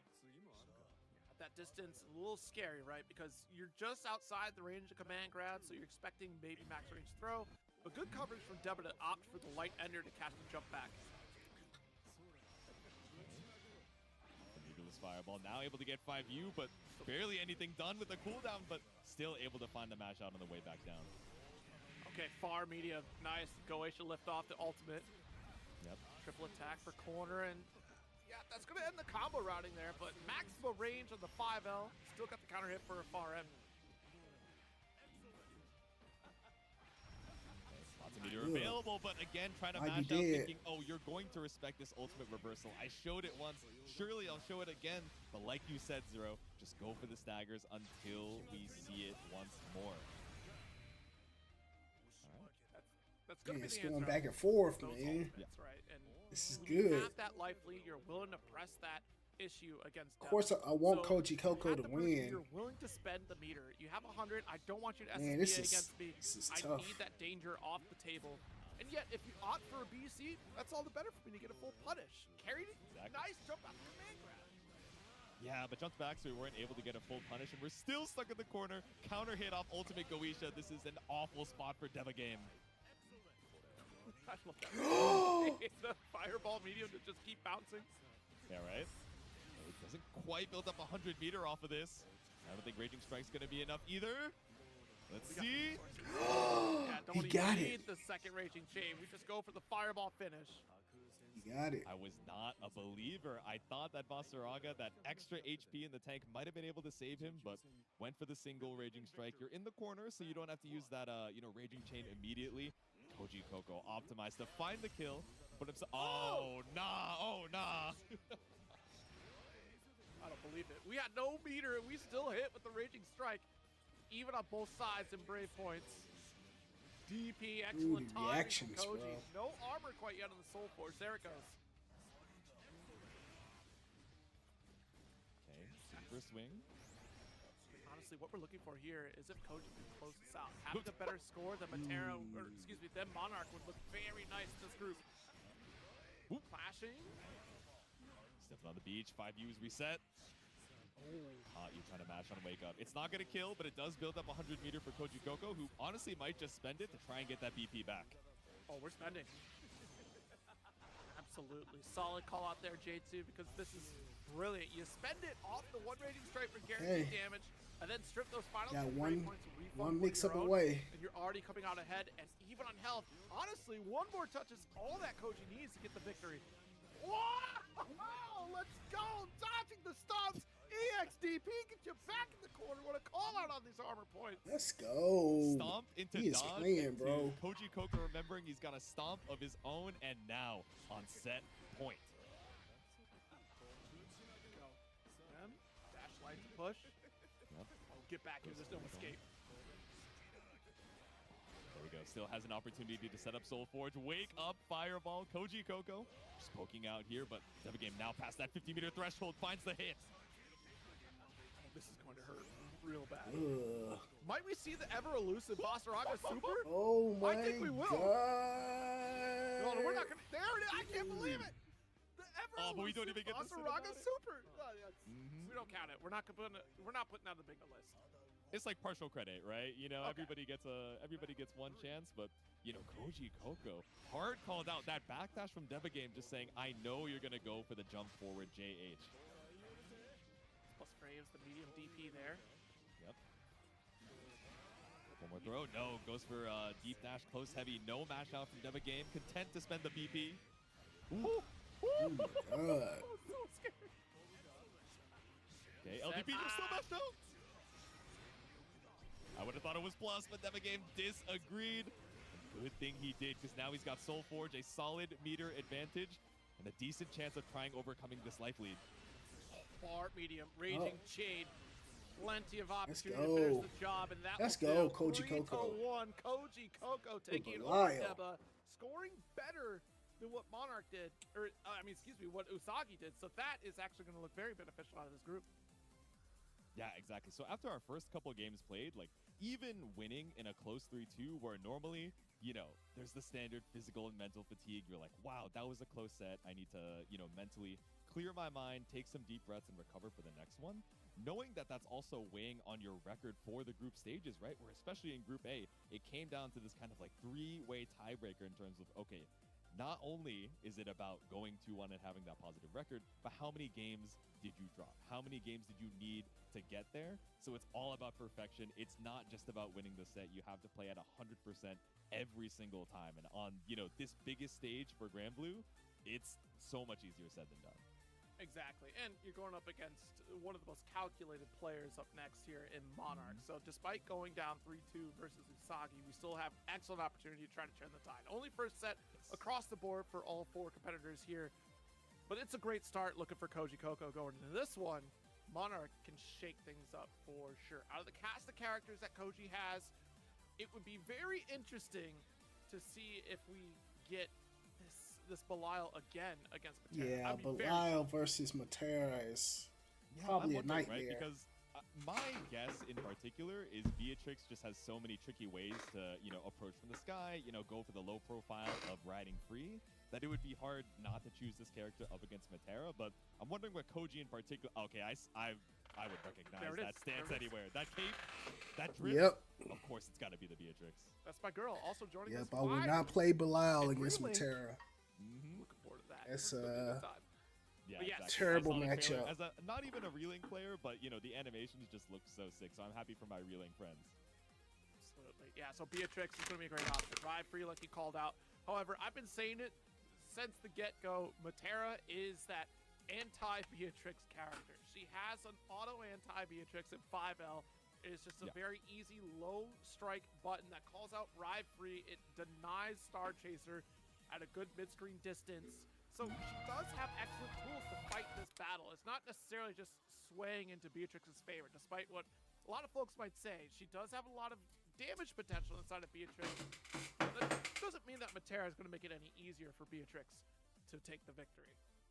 Exactly. And I like that you mentioned Star Chaser in particular, right? Beatrix has like one of the best ultimate fireballs in the game. It is so fast, gets her a great knockdown to pull up and be in point blank strike throw range, which of course for a rushdown character like her is exactly where she wants to be, especially against Matera, right? Someone who has to spend that 50 to try and escape, and you know is really just banking on, okay, how can I keep you out for as long as possible? But you know, Monarch, of course, having the opportunity to rotate between 5L, that quick disjoint like you mentioned, you know, if we're playing a little bit slower, has the opportunity to set up great falls, setting up butterflies, especially the ultimate variety. So it's really just all about the timing here. Yes, that's a big factor. Like, you hit the nail on the head, the timing of it. Who gets that quicker draw?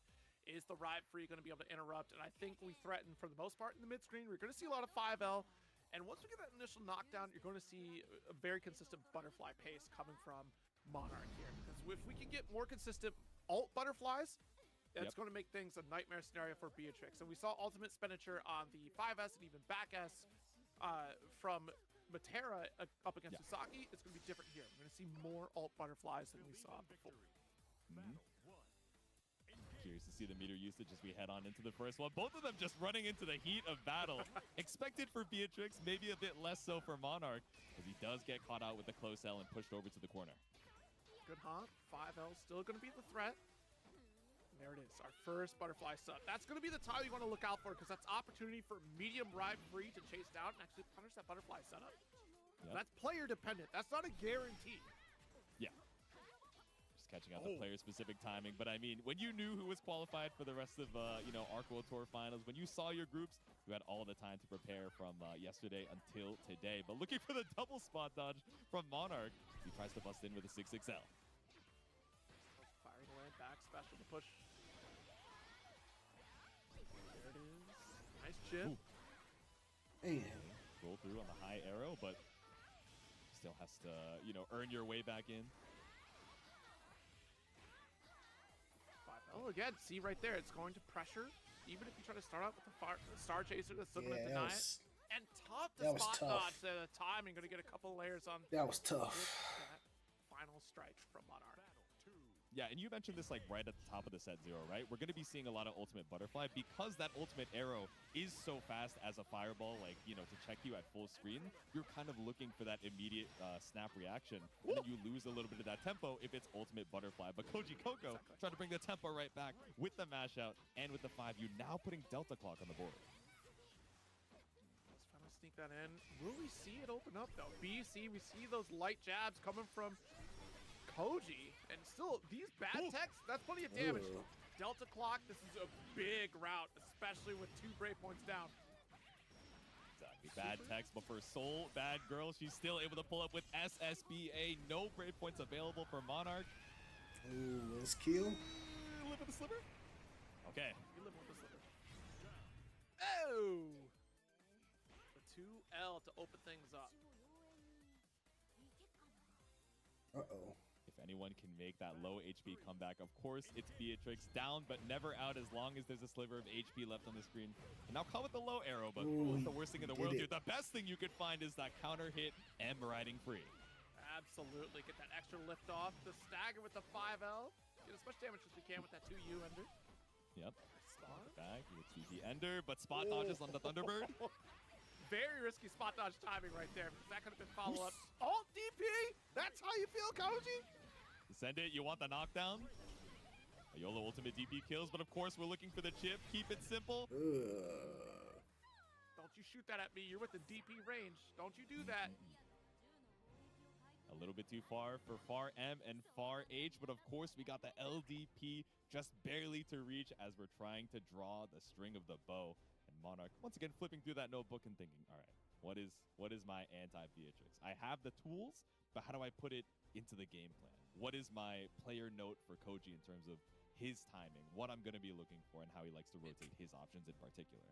Honestly, as far as we've seen, it's certainly going to be that usage of Alt Butterfly. It's been a showstopper against Beatrix, but it's going to be about that spacing, particularly against Koji. You don't want to allow that forward momentum from Thunderbird and ride free, which right there, we're finding the timing. I called that out earlier in game 1, round 1. We can ride free on those butterflies, we can ride free on those projectiles. It's about the player timing, and Koji's adaptation to this has been absolutely devastating for Monarch's game plan. Yep. All right. Koji stays in, spends the BP. Down to this 1 breakpoint situation, right? Which does actually matter quite a bit. That extra damage when you're at the 50%, but of course stopping the damage on that ultimate skill with the 6XL. Yep, set up. We need to rebuild our resources. Star Chaser not close enough to get the challenge. Yep. Oh, just stagger with a million Far else, but tries to confirm with the Raging Strike a tiny bit too late, so instead gives the spot dodge opportunity for Monarch. Tries to deny that Alt Butterfly with the Star Chaser of her own, slowing down the next projectile that would come through. Just shy of Rainfall. And you see these 5Ls, it's preemptive if a ride free comes, but Koji locked in on the timing. Thunderbird was safe. We're trying to get Chip next. A light DP will do it. Ooh, and you called it perfectly. The gift of foresight bestowed upon Zero. I'm wondering if that last Far L, like right before this, might have been able to like Raging Strike into lethal, but it was so far away, I think Koji Coco might have recognized the spacing was not there and just went for the knockdown. Wow, what a Thunderbird there. Yeah. Having the Star Chaser, 2N, get away from me, please, thank you. DP! EXDP, get away from me, and sends it with the ultimate riding free. You want a backdash? No, you're going back up against the corner. Massive combo for that ult ride for you there. Fortunate to not get the full follow-up after that counter hit 5L though. Yeah, already committed to the stagger, but pushes you a little further to the corner off of the airborne 6XL. JC, I gotta call out these just defenses coming from Koji, building up all those resources. Imperative for Beatrix to get these callouts with the alt ride free, with the alt Star Chaser, a dash light and a Raging Strike. It all layers upon itself. If I can keep getting resources, I can build for a kill. There we go. Wow, All the resources he's that we need. really And these like just defenses optimizing his building up 1 combos meter apiece, but with to so get many those ultimates, kills. so many arrows coming out from a Terra, right? That just gets you closer and closer. Your uptime on ultimate riding free, on ultimate Thunderbird as a plus frame reset, and of course the ultimate fireball to jump scare. It's from like full screen. Beatrix, It just man. puts She so much more on Monarch's mind, hard where counter. he has to I don't put want to gaps say in hard his counter, zoning to but allow him time. it to feels spot like dodge she into counters 5L like to grind projectile south those characters approaches. with that soul bad guy, So fast. Ground See the Viper, adjustments that whatever. Koji has made throughout the set, right? just Just running down the projectiles. finding the timing that Monarch wants to apply pressure, wants to try to set up as Patera, and this is where that matchup chart kind of looks skewed on the side of Beatrix. It seems like Koji can do no wrong, and actually sending the ender of Ride Free despite it being blocked. That's the first time we saw this. Yep. Ooh, tried to 6XL back, but of course EXDP to put you back into the corner. Delta clock on the board now, so you might have kill off in the next hit.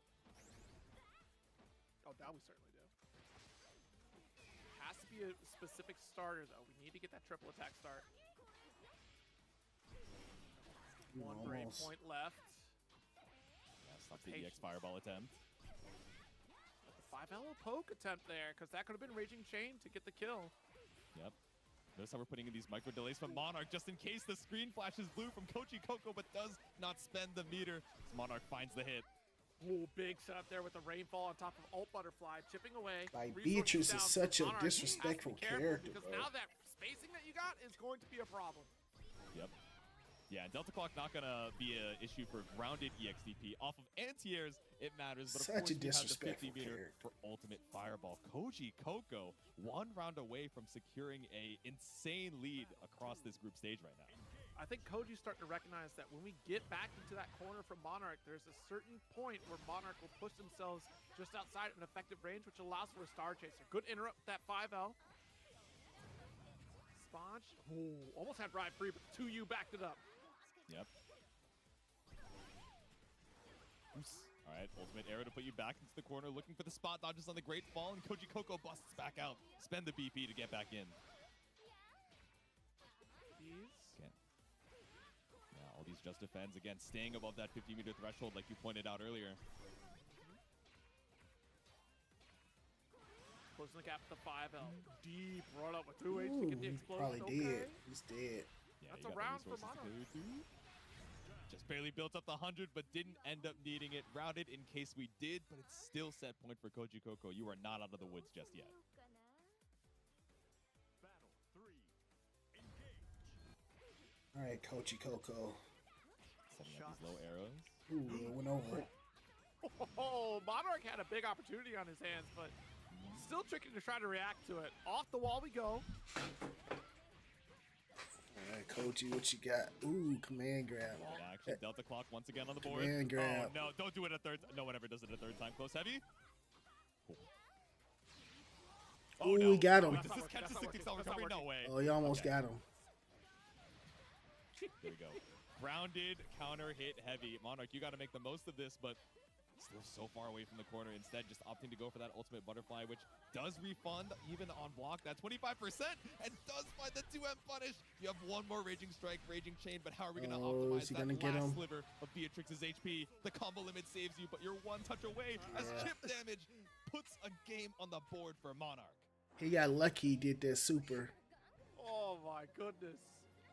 But to be Very fair, I It thought really he hit was. I that saw super. the final chip like, oh no, you're Yep, not living yep. yet. You still have an opportunity. I really thought Oh my god.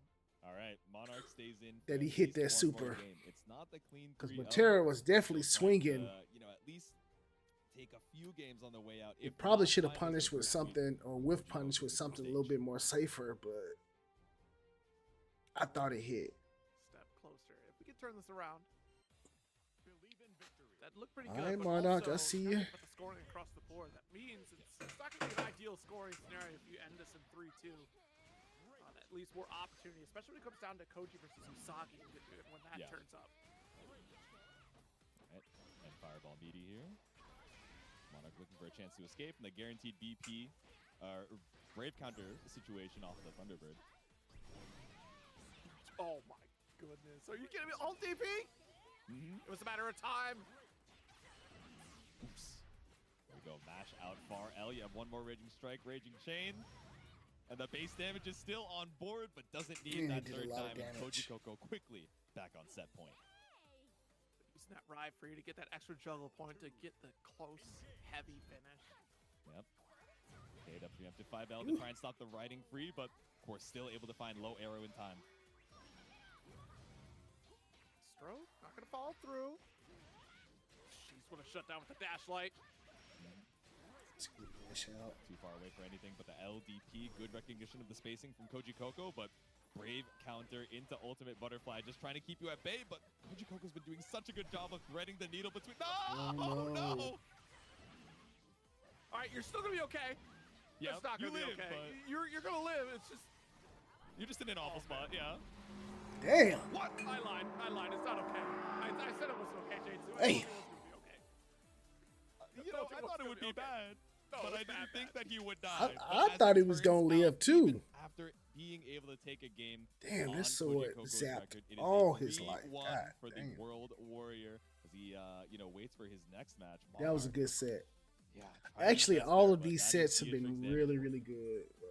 Yeah, Beatrix. I mean, just a Really, real really good. masterclass of navigating that matchup. Again, I wasn't making it up when I said that Matera does give like a moment of pause to Beatrix. We saw that Yeah. especially in that game one, and all it took was just Koji Coco taking a moment to recognize the patterns that Monarch was putting out there to try to Yes. navigate that space. And we saw that timing. The moment after game That's one, so did I not good, tell bro. you, J2, that is ride free range. We are going to see ride free. And sure enough, the rest of the set, we got that coming from Koji. Almost every single one was an immediate punish. It wasn't until this final game where Monarch just really changed the tempo. And I think if we would have changed tempo earlier, we probably have an extended set here. But man, that's a tough time. Yeah, that was sick. Stop the powerhouse that is Beatrix. Yeah, and it wasn't even an issue of, oh, you're not using your tools that can keep out Beatrix, right? We saw excellent like option rotation from Monarch in terms of 5L using ultimate butterfly to bait out some of these like, blue skill reactions. But in terms of timing, right? And in terms of just being in the right place at the right time, it's like you're saying, we were, in that sweet spot between Great Yeah, Wall that was and being sick. able to catch out the All right, stun. guys, be Um, right and, back. even in the ultimate version, we were able to throw out riding freeze at these like unpredictable times, just changing it by not fractions of a frame, but fractions of a second, just to throw off when Monarch is comfortable putting in these micro delays in between his zoning to try and scout out something from Koji Coco. Yeah. I mean, really great navigation come from Koji. But up next, we're going to get into Usagi versus Deva game. It's going to be a little bit of that Grimnir versus Vasaraga. And we saw that Deva was capable of sniping the skies. And potentially with this Soul Forge, maybe we could survive some of that mixed potential from Usagi. Yeah, let's see it. Just checking the buttons to make sure everything is all good. And like you said, right, we have the aerial mobility to maybe try and be tricky against Vasaraga, but the longer you take to set up your seals, try and be tricky with throw baits or, bait out an anti-air, that's time that Vasaraga can just sit at the other side of the screen and go, okay, if you're not going to directly spend 2 seals to air dash or seal dash in my face, I'm just going to set up 5U and be armored for my next approach. Absolutely. So this matchup's going to be interesting because there's very little research you could really do in terms of tournament performance coming from Deva game, right? Because of just mainly focused on Japan events, especially this year, right? We qualified as Side Games Cup and just said, great, I'm locked in.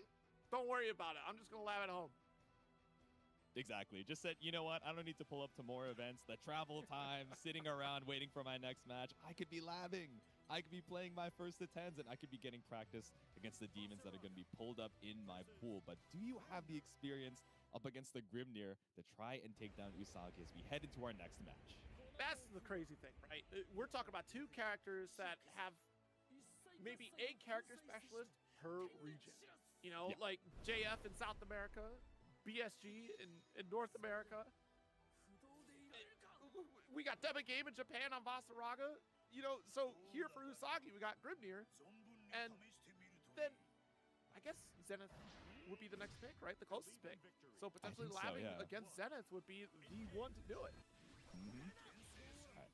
Off of the round start, just trying to look for a far M to stop an approach from Usagi, but instead she goes for the jump back, sets the seals, tries to get in Deva Game's face early. Good jump out already. You got to be watching out for those.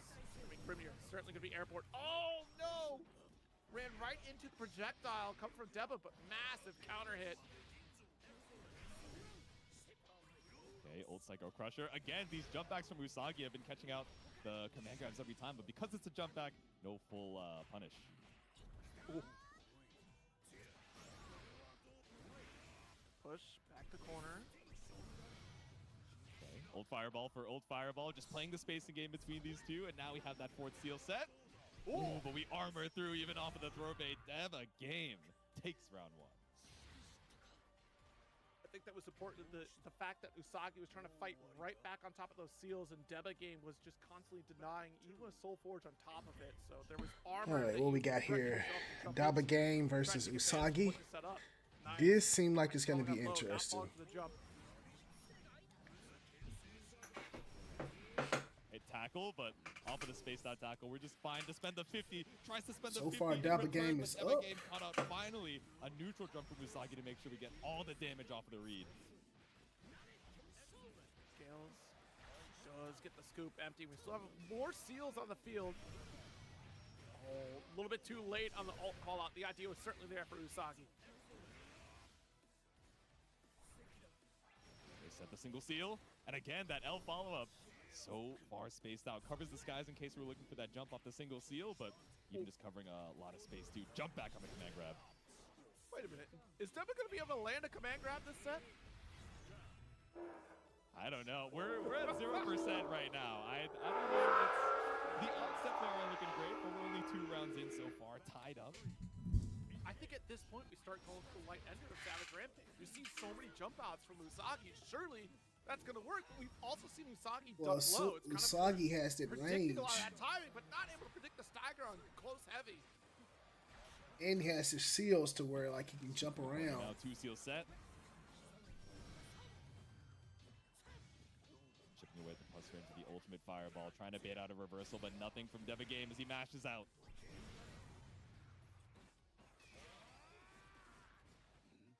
Ooh, boys running. No command throw, no throws. I don't know. We might just have to stick with the strikes here, Deba game.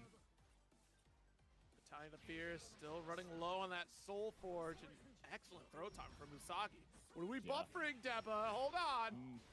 He's looking for the fabled Basaraga 2-2, but there we go. Off of the 2-1 for you. The multi-strikes from the sky. I don't know. This seemed rough. One. Vasaraga.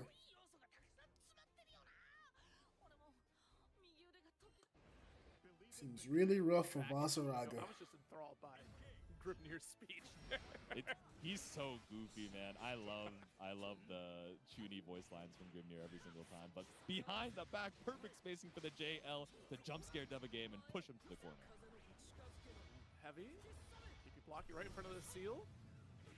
Oh, jumping out and does build up the ult, but Deba able to find a throw out of the corner.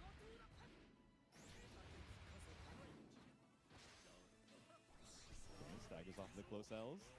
Double spawn log off the ultimate stomps too. Usagi keeping you locked down in the corner. One more touch, one more far L into a He range. is wilding, bro. He is playing the spacing game really, really well. Interesting that we go for drill from that distance. Normally against grab the characters, you don't want to be close, right? Strike. And Grimnir just excels at long to mid range so well. It's like I don't understand how Vasaraka could even get in. So unfortunate. You get pushed back, round start with projectile, and Yeah, that's a full exactly. setup for Usagi. You get pushed back. Okay, just looking for the jump forward. He's Maybe jumping just all looking over the to, place air and to throwing air in case we can projectile. shoot that second Oh seal. my Tries to mash out god! again with the far heavy, but there's still so many more hits of that J2-1 for you. What are you supposed to do? Stand block from bro? Deba. Guard button checks galore, and we lightly charge the heavy there. Doesn't want to let too much go off the wayside. He does a lot of life. It's armored up. Oh, 2L is the opener. Goes for Raging Chain. I think we could have killed the super. Oh no! Didn't want to spend more Raging Chain, Raging Strike. And now we're down to 1. Oh, okay. Okay, That's we a get good 1 call command. out. We get at least 1. That's a I really still good worry call about that out. corner Ooh. sequence. We definitely could have killed with the super. Had Deba not spent Raging Chain, we should just launch with Raging Strike and then right in the super follow-up there. Should have been able to kill. Guard Crush. Deba respecting projectiles. Hello. The 2L anti-air? Nah, stop. Oof. Yeah, stop the stomp to the multi-hit. And the extension off of the fourth seal, too. Oh, my, wait, it just keeps going. Wow. Just locked in a guard button. I'm not going to crouch until you land on the ground. Oh, trying to run up with that throw, but now the throws are starting to work out for Deva Game. Push away with alt tornado for corner. Late tech. Usagi, substantial lead at this point. 100%. Nice overhead. One more touch. Chip territory. Spodging? Ooh. For so long to survive. That's 2-0 lead for Usagi. Yeah, you're in that one-touch territory. You're like, okay, that's like perfect around the chip damage. But, you know, your opponent's aware of that too. You just put in, you randomize the delay in your head, and you're like, all right, I'm firing the gun of Ultimate Psycho Crusher and putting a second game on the board. Back, still get that charge. You were literally staring in the face of a projectile and was able to charge up a battalion of fear to blast right through. Yep. Scooping the Soul Forge. And we waited out. The timer isn't ticking on 5 use. We have all the time in the world to walk down Usagi.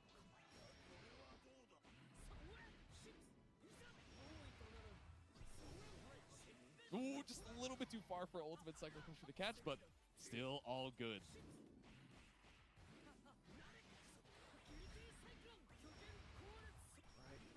Point here, still a couple seals up. Oh, the off-camera mix. Still able to jump out the ult command grab. I love the answer from Deva, but Usagi was a couple steps ahead. Evil work. We set up the ultimate seals, and we went coast to coast off of this one. Wow. Saucy route. I thought we were going to go for the 2 grounded seals. I'll be quite honest, to try to extend damage further, but since we already launched, that combo limit was certainly going to maximize pretty quickly. So I like making that audible to carry to that corner the way Usagi. Exactly. Just get the knockdown where we can. Looking for the spot dodge to the jump in. It does get caught up in the L follow-up on stomps.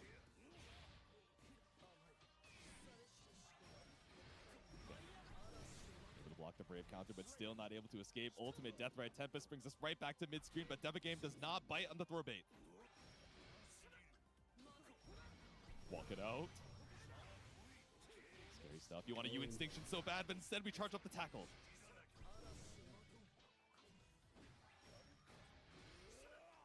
Guard crush. It's so difficult, bro. Oh, there we go. Caught up on the far M. Jumps over the ultimate instinction, but it's not enough off of the JU. Usagi caught out of the skies, and we're not going to let Lethal fall out of our grasp with the Raging Strike this time. Okay. Absolutely not. Good way to set Trying to up come back. the game, but can we cross the finish line to put a game on the board? Trying to come back. Or is Usagi going to sweep the rest of this one? Round start. Maximum range to call out Battalion of Fear, and still Deva showing no fear. Yeah. The throw attempts in mid-screen not quite working out for Usagi, but just waits out the charge up on the L follow-up and swipes out with the 2M. The side swap, the throw bait, the sequencing from Usagi, just keeping Deva Game on the back foot. But that 2H not going to work out. Throw positioning, couple seals, BC away, and we're still just at the range of a throw attempt. Push out. Ugh. No! Maybe thought we were going to bust out with the ultimate instinction as soon as we saw the blue, but instead the ultimate command grab works out. We charge through with the last bit of our armor on tackle, and now both of these gamers on one-touch territory. No punish on the ultimate or the command throw, so we stomp through, and Deva Game That was a rough. That was a game on rough the board here. situation. Oh my god. You essentially had to As often guess. as I've seen Usagi That's why he got dodge hit. command grabs. It's so fascinating that there has been no stopping Deva Game from still making the attempt, and that is huge because that's doing enough to get reversal threat. It's still keeping Usagi thinking about leaping, and we've seen challenges from Battalions of Fear come out on top because of it. Big heavy at the close range there. Yeah, I mean, that was excellent recognition of the spacing off of the single seal, like Man, possible look at the attempt. The damage. Deva Game getting a full confirm off of the 2L airborne hit, like he was ready for this one. Oh, is he dead? Or the He's corner, dead. you're dead. 3 correct interactions. Deva Game playing it perfect from the round start to the finish. And another round on the board. Fascinating because we had got so much meter on the Oh, side of man. Usagi, so no alt reversal to charge out. And I don't think we had too much opportunity to do so. 5L, trying to sneak it with the throw. Ooh. Yeah, catches the neutral jump with a far heavy there, but tries to charge it up a little bit too long in the corner. Ends up losing the knockdown for it, but Usagi's still 50% HP to her name. Watch it. We still have Battalions of Fear. We opted for alt seals. I'm not sure if that's what we wanted from Usagi. Oh Yeah, I'm man, wondering if that was an attempt to like it's a tough throw situation. or anti-air bait, maybe thinking, oh, okay, you're Yeah, gonna Soul look for the Forge, air multi-hits and then he's look for the cornered. 2H, but either way, Demo Game just taking the fight to her. And speaking of Usagi doing the same, off the Death Right Tempest and the air dashes. All right, Deba with the SSBA on deck. Plenty of resources to challenge. We're looking for only one touch. Oh, stop taking these bad techs. Oh, no, Deba! The panic sets in when you get threatened with throw after throw. The final option is throw to kill. I mean, you're starting to choose through your options of what can I do. Ultimate command grab is the option, but Usagi, maximum range, knows it all too well. All right, doesn't even consume either of the seals, just uses the pressure of them to run up on Deva Game. Oh no. Not looking too Pulling good his for seals Deba to keep Gang. that meter situation healthy and runs up with a Yeah. slight dash into the close cell, opening up Deva Game, but even with the Raging Strike and the 100 meters spent, it's not going to kill him that boss HP. Wait, Oh, it might kill.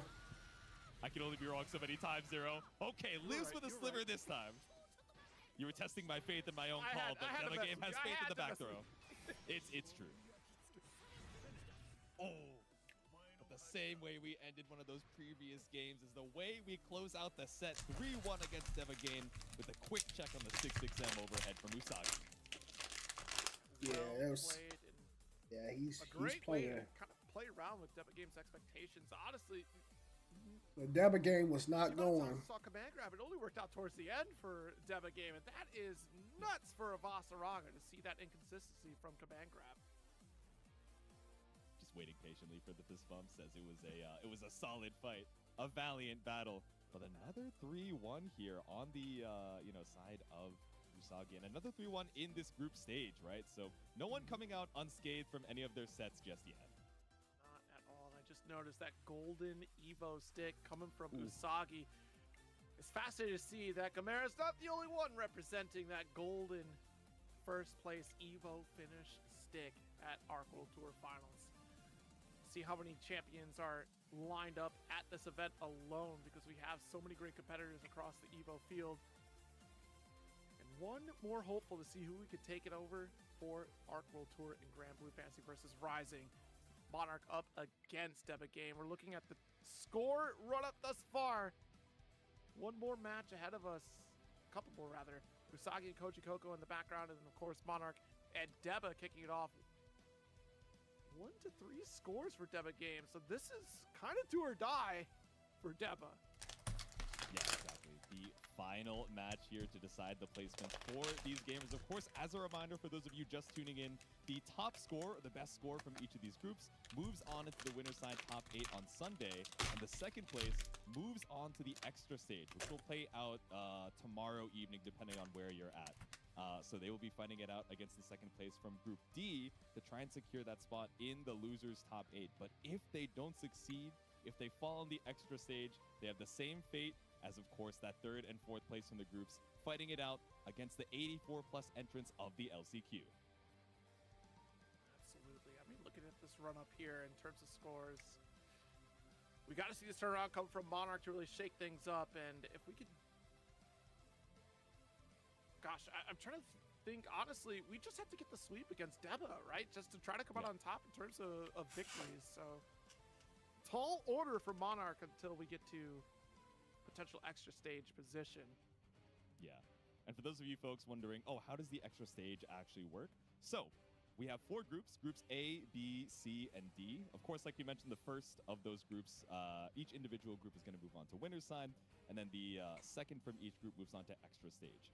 Group A and Group B's second places from groups are going to face off in a first to 3. Whoever wins secures that loser's side top 8 spot on Sunday.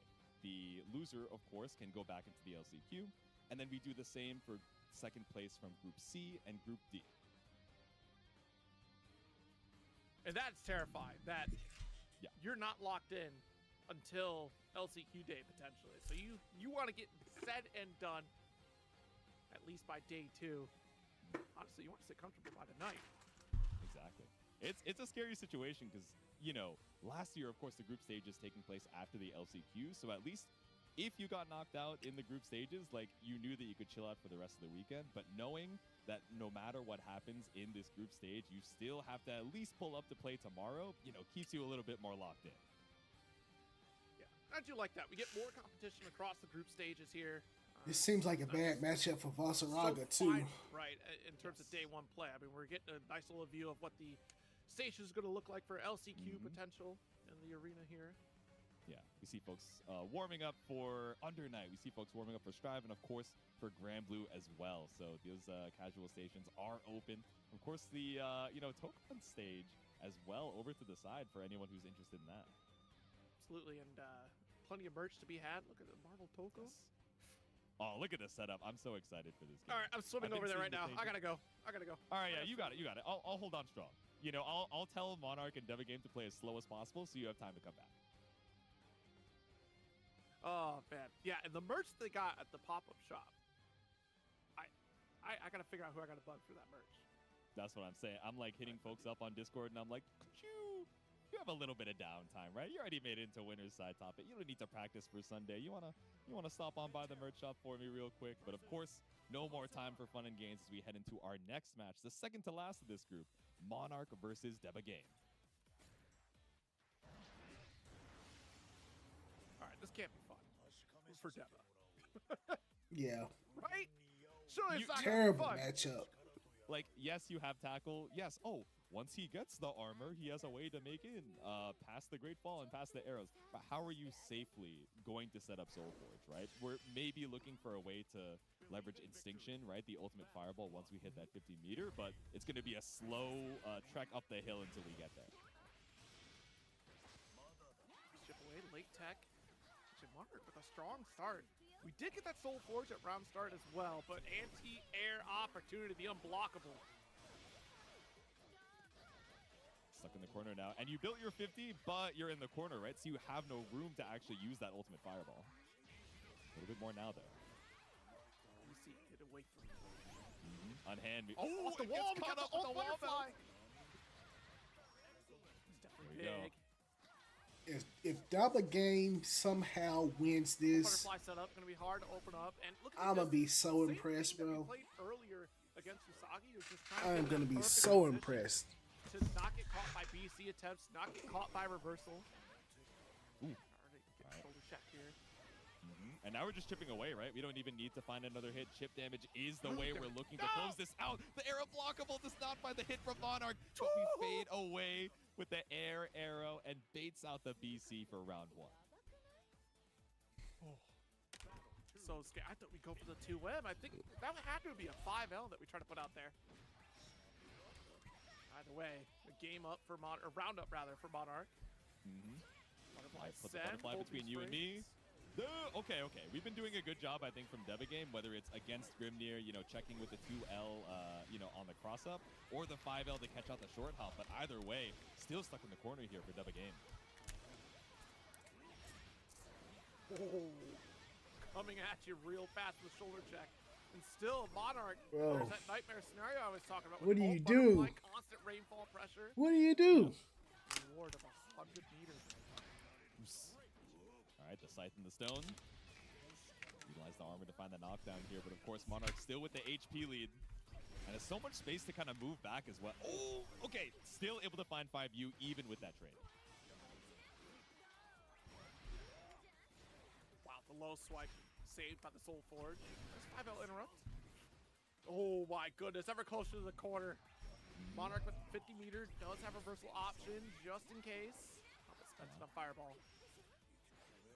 Okay, jumps over the low arrow, but still able to find his turn afterwards. Monarch mashes out for game. What do you do? It's been an interesting series of events, and I hope we didn't sign ourselves up for a flag here, because look, we're one game up, and Monarch at the draft picking was like, I feel comfortable against these players that are in my group. I think I should be okay. What do you do? And still caught in the back foot after a couple sets thus far. At least wanting to come out with one victory on our side. Believe in victory.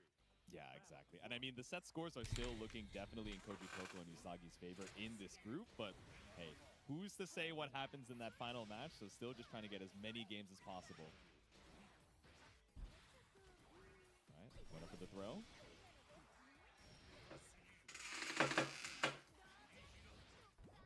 Good spot, able to get the throw. That's a good throw. There we go, still got the butterfly for some extra plus frames. As soon as we saw that distance, we're looking for the 5U. Could have been worse. Still trying to whittle away. Deba making a desperate swipe at the low.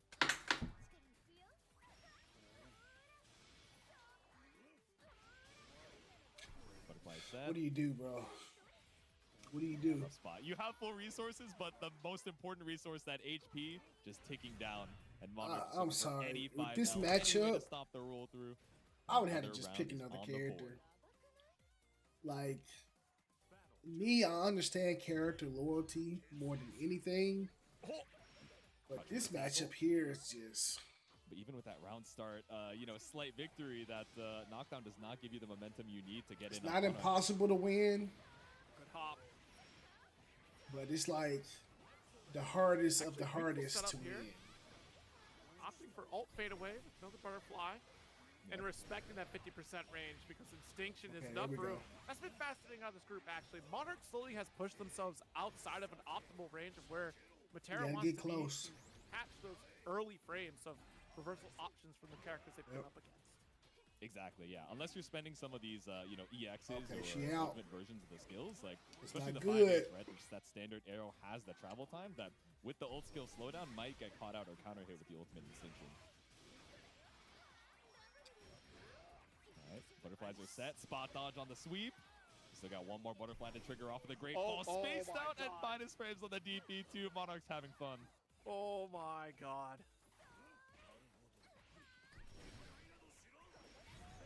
Spot, That's tough. perfect position for a snipe. 2-0 lead for Monarch right now. That's tough. Shot out of the sky with a great fall. Deva Game just sitting back up in the chair and wondering what Change am I characters, supposed bro. to do.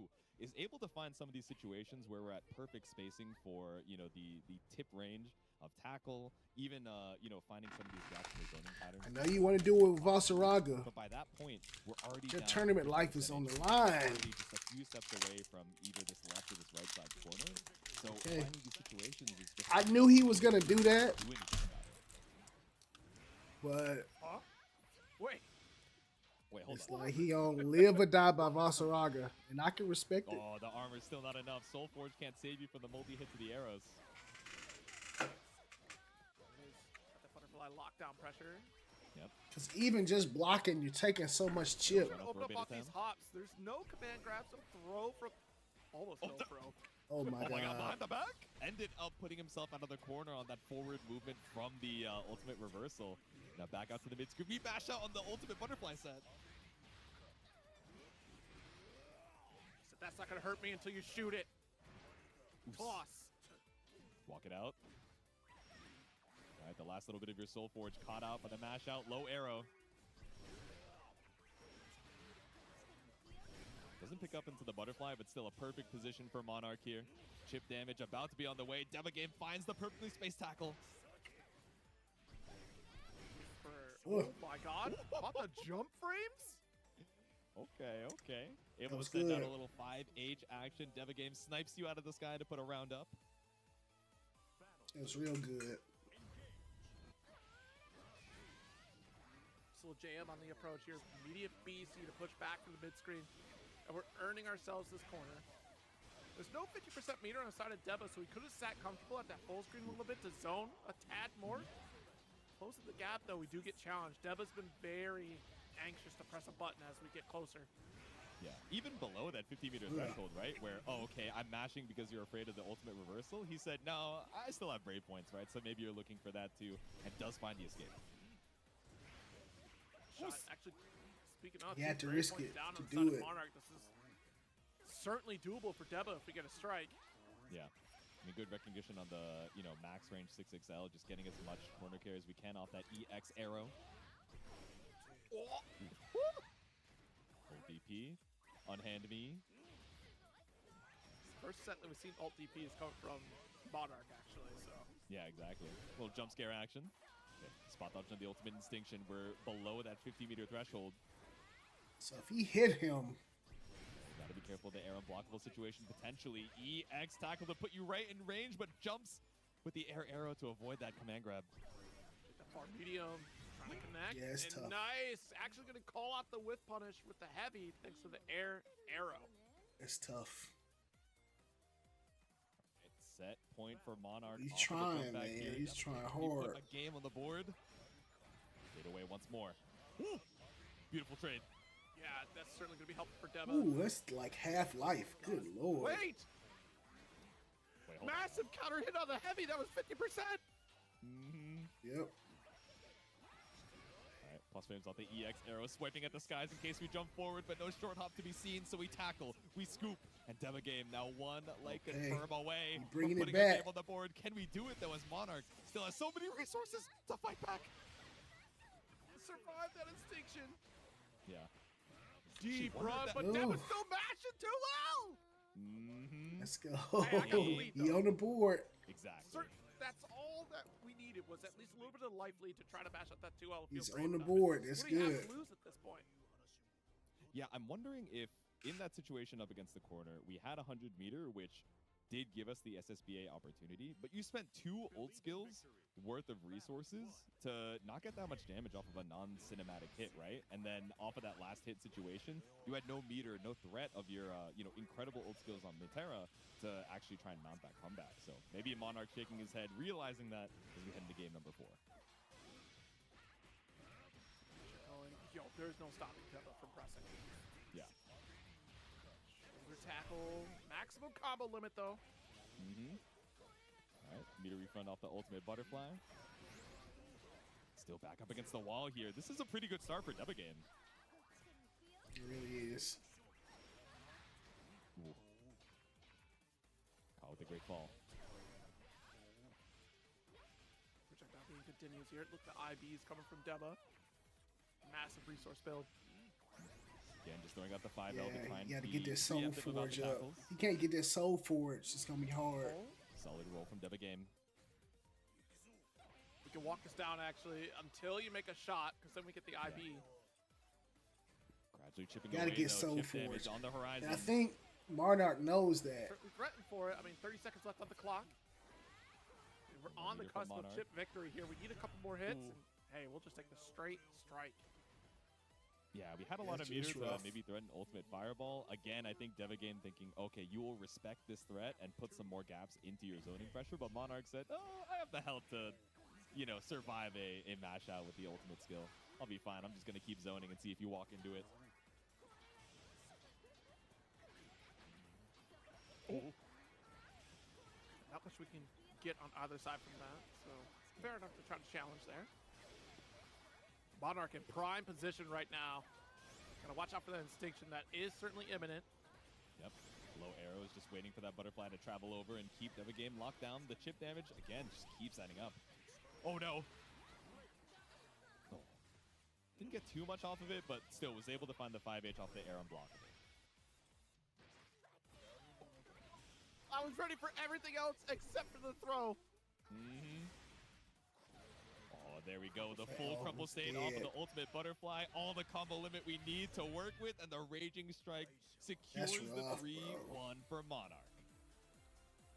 There it is. That's Monarch rough. coming out on top with at least one victory under his belt in this group stage. Great way to close it out at the very least. But a tough matchup nonetheless. I mean, Deba showing no fear throughout the set, able to jab out so consistently against Monarch. Yeah, exactly. We saw those 2Ls against Usagi as well, right? And realizing, oh, okay, I need to try and mash out on some of these, like, just barely above the ground air dashes. And had the same idea when we were looking for a lot of these Zephyrs, right? These short hops coming out from Monarch's Matera. But still wasn't enough to try and bring it back when he realized, oh, I don't have to risk running into Vasaraga's face and looking for strike throw off these Thor baits and being in the space where if Deva game is right, he can get his knockdown and go into Soulforge. I am so fine with just going for zoning, letting him build up that meter, and playing around his ultimate instinction. Yeah, I think that was so big of, honestly, Monarch being able to shut down a lot of that Soulforge setup. There was very little opportunity for Deva game to really freely set that up. And once we did, it was kind of a Monarch's own creation, right? In terms of pushing ourselves out of that corner to give that I'm curious who's going to win this matchup. So far, these two are in the lead, I believe. Fear, especially Alt Instinction. There were a couple options there that I think that's the one thing we'll look back on these sets from Monarch in that we've kind of put ourselves into that scenario that gave room to our opponents to try to challenge out with various options. Granted, going up against Koji Koko on the side of Beatrix, her DP and even Rifree is kind of built to close that gap regardless. So if you give that moment of pause, she's still going to close the gap. It's very difficult to try to stop her. And in terms of Grimnir on the side of Usagi, like we're talking about the Gale dashing out of the corner, which was very tricky to stop. There wasn't too many air-to-air options. We could have tried to dominate in the skies to keep Usagi at bay. But it all comes down to this, Koji and Usagi. And this is a matchup that I've been really excited to see. Koji, of course, that world travel competitor, and there's not one person from Europe that hasn't said that Usagi is the one to beat. Like, you're lucky Usagi is not here at this event. If she was not at one of those tournaments, you were just fortunate to miss her. Exactly. And both of these gamers' records in the groups, like you're mentioning, like these are the respective demons of Group C. I want to say Koji Koko with 2 3-1s under his belt, and Usagi. So let's go Koji Koko. So to get into that first place, I believe that's why I want to win. 3-1 over Koji Koko, which I think you know would put her above in that record. But 3-2, I think, ends up putting them in a tiebreaker situation. So you have to win pretty decisively here to secure that winner's side top 8 spot. Here we go. We're locking in Belial. The round start against Usagi, which I think is a great call. You have a couple options in terms of projectiles that can snipe out the approach, but I think it's going to be more about the standard DP fare that we get from Belial. A lot of great options in terms of pressure that we saw earlier on in the block, especially against Deva game. So I don't know, Grimnir's still a character to be feared, but there's so few and far between. Yeah, of course, Koji Koko having that practice up against Zayn, right? You know, on the same team, so shout out to Paragon. But, you know, Usagi coming in from the EU, I wonder if the differences in playstyles are going to be enough to try and trip up our EVO champ as we head into game 1.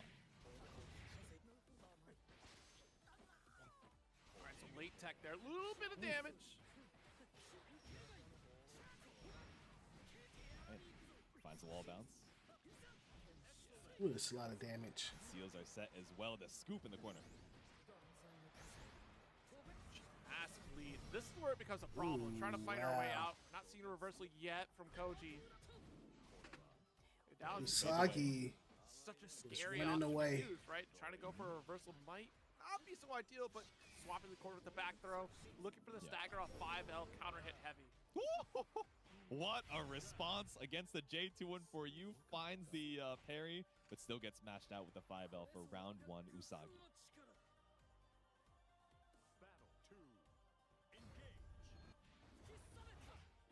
Backing off. Maximum range of the dash L, so not able to convert with the 2M. Big combo route here.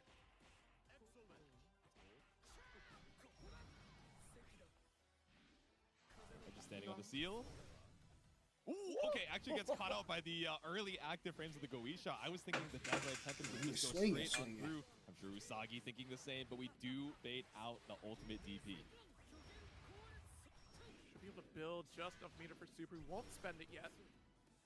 Actually not even going to save it for Super. Uses the ult to get the setup, but the medium still able to open things up. Raging Strike, Raging Chain still available, but we could have had him. Combo limit there and does get punched out with a close M anti-air. Could have killed him earlier if you'd have mashed out on that stream.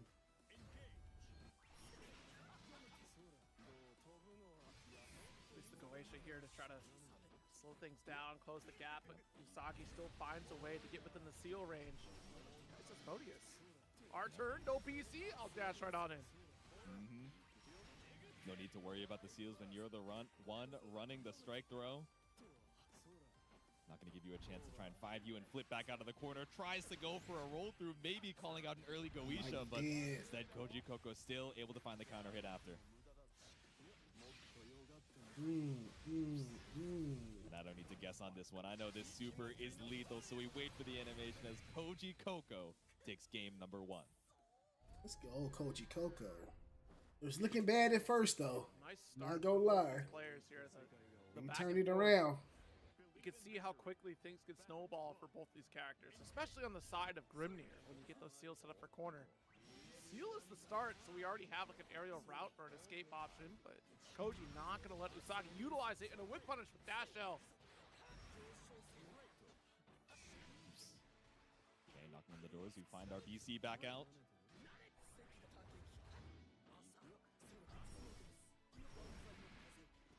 Yeah, put a button into, I think that was 2U startup that got devoured. Trying to be tricky with the J2 and 4Us, but nothing to be found from Koji Koko, but finds the air dash here up against the corner. And even with the airborne hit, able to set the seals, but it doesn't matter as Koji Koko finds his mash out and the ultimate Goisha for some corner carry. Push away, get a little bit of distance. Usagi is actually within a kill range here because of the lack of BC, and the far M able to maximize this combo route. Oh my god, tricky situation. That was 2 combos back to clutch. back, but does get caught out trying to, wiggle back out of that 6XL. And another round on the side of Koji Koko.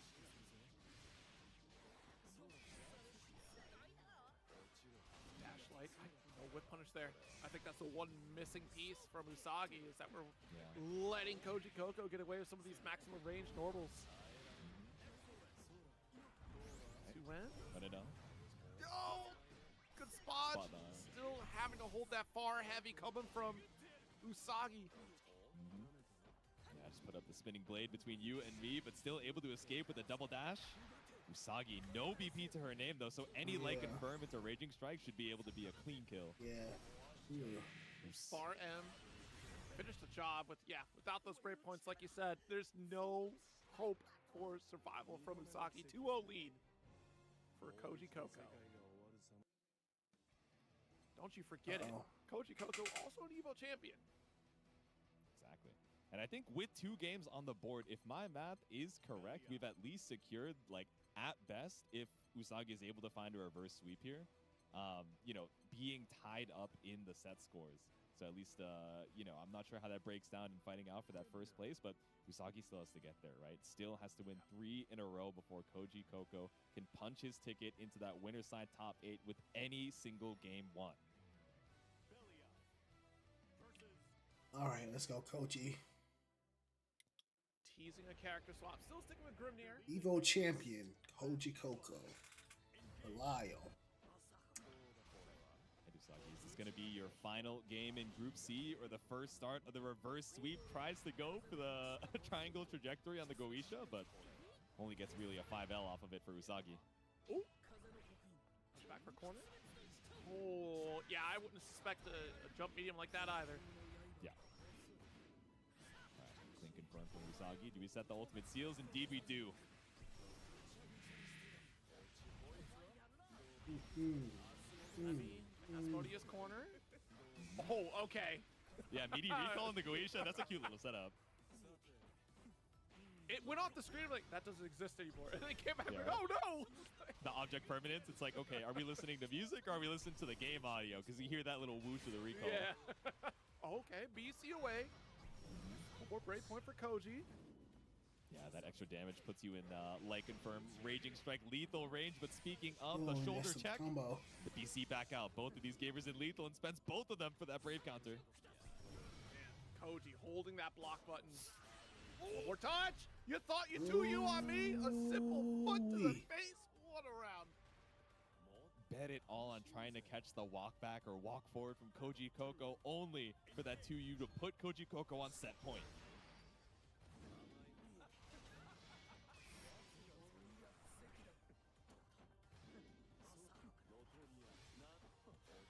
frames. Not going to spend the guaranteed Brave counter there just because we've already spent one. We don't want to put ourselves in that extra damage situation so early.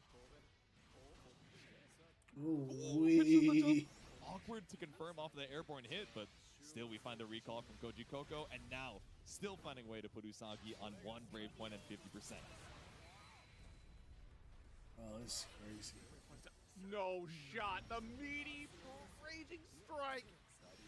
Oh, wow. The young Bro, king Koji asserting is dominance, cracked. checking the reaction on the Raging Strike, and with no more BP to your name to look for that Brave counter, it's a clean kill and a clean 3-0 for Koji Koko, punching his ticket to winner's side top 8 this Sunday. World-renowned champion, of course, we saw that performance at Psy Games Cup, one of the only American performers to make that top 8. Still rising through the ranks at this Arc World Tour Finals. And that actually rounds up Koji that Group Koko, C, in fact. a That's dominant all matches performance. said and done for Group C. Hopefully you Dominant guys have been enjoying performance the with action. Of Belial. course, we're going to see those final results just to double check, but even with the end of Group C, there is still that Group D action coming up in just a little bit with Shio, Kasu Usagi, Fitizin, Zerom coming up in just a little bit to round out the results of our final group stage. So I'm excited, and of course you and I are still going to be on for that as well. So more Gran Blue action in just a little bit. Yeah, absolutely. I mean, looking at this run of show here, it's Group A and B. A was the big surprise for me to see how those scores played out, how quickly that went through. You put in an individual that just is having a blast in the name of skill, and you can expect that Saurus to really start cooking it, even against characters that are not likely to take dubs against. But Group B was also a scary series, right? To see Gamera trying to pull up that Ilsa was actually really fun to check out. But this is the one I have my eye on for the weekend, because this is where our killers are. Monarch, certainly a lot of high hopes for Monarch in performing well at Arc World Tour. Especially how dominant they were in so many tournaments throughout the year. But look, you're going up against Koji Koko, Usagi, and Dubba, and you're talking 2 Evo champs in this group alone.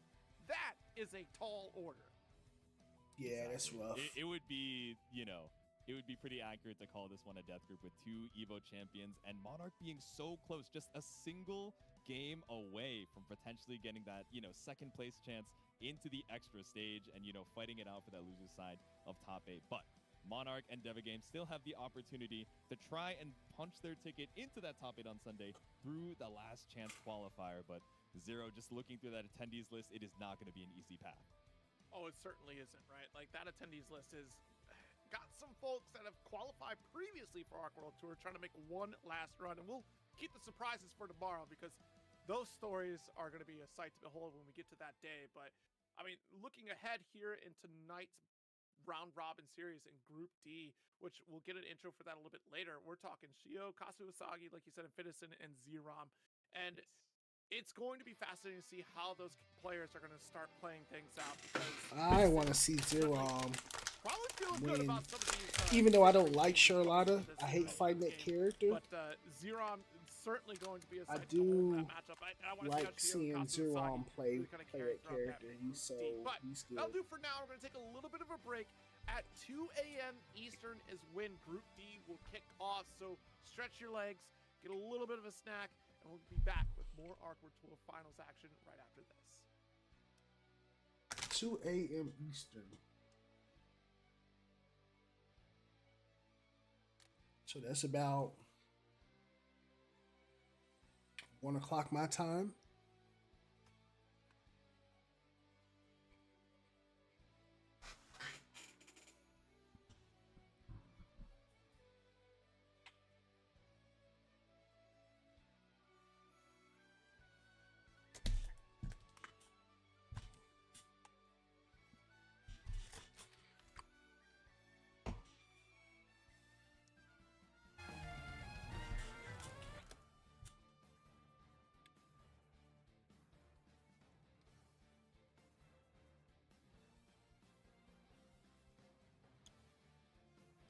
Yeah, that's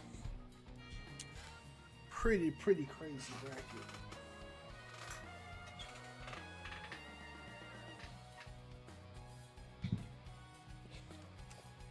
Pretty crazy.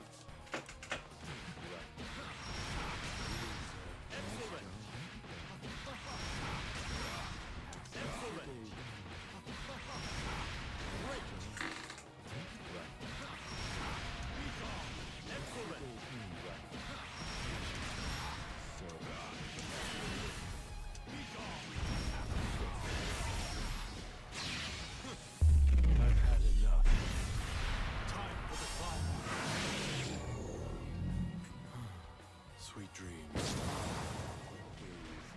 Unbelievable. Great.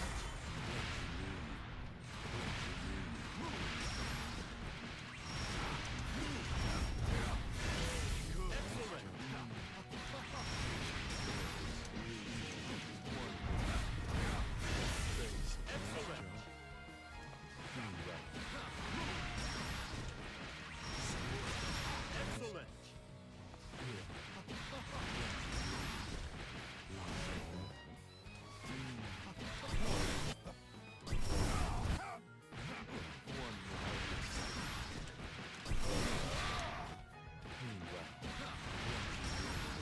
Great.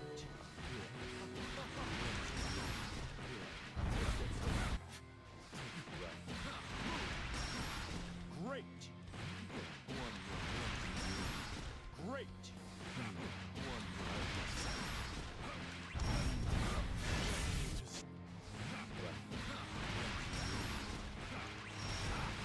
Excellent. Great. Really combo.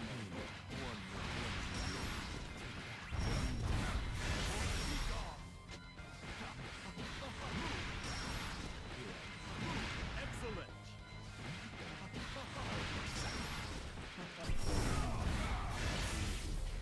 Yeah, I had a combo. It was a combo. Great. That was like full screen. Can't remember how to do it. Yeah, that's pretty much full screen there. Great.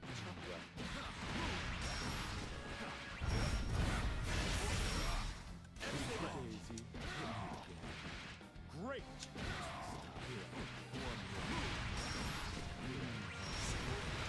Oh, that's what it was. Great. Great.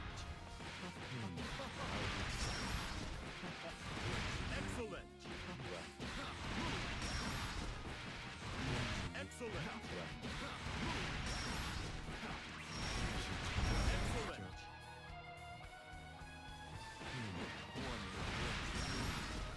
Take it up. Great.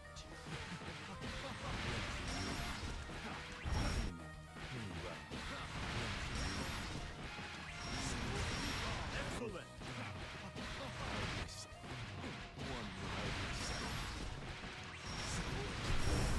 That's what it was.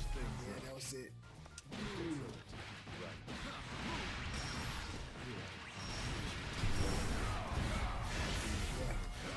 Excellent. That's the combo.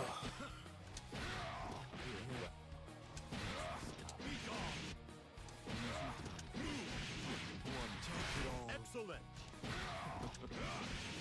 Great.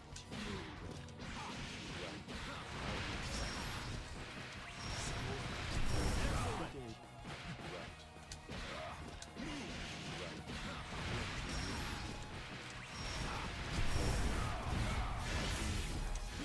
Marvelous.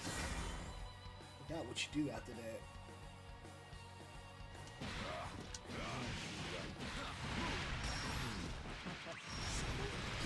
Excellent.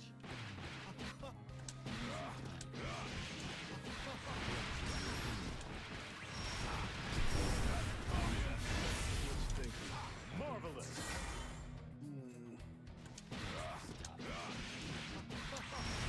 Excellent. Excellent.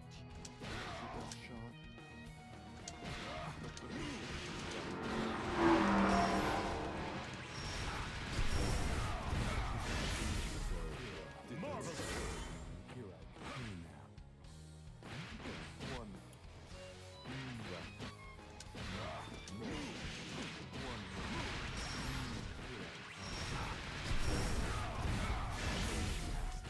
Marvelous.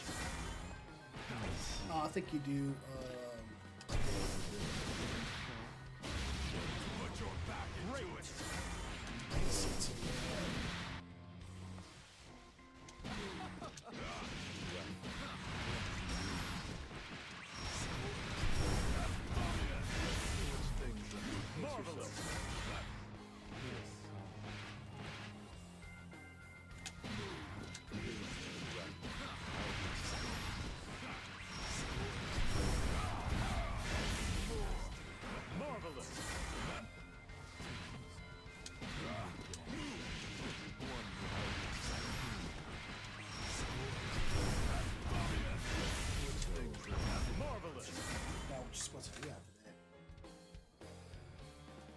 This character's so sick.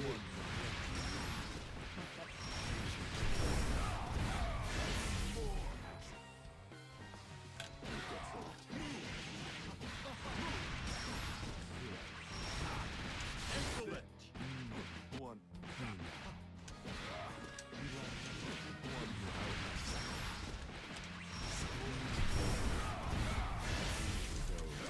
Marvelous.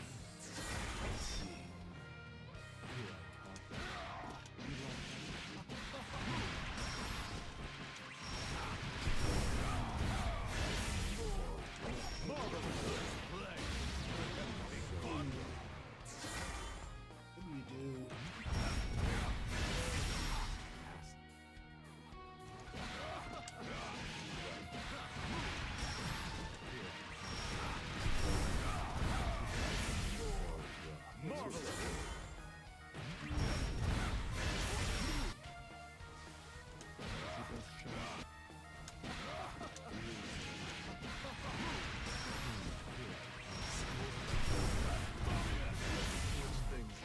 Marvelous.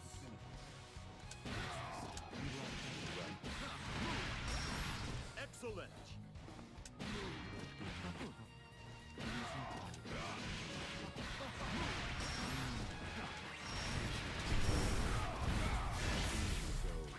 Marvelous.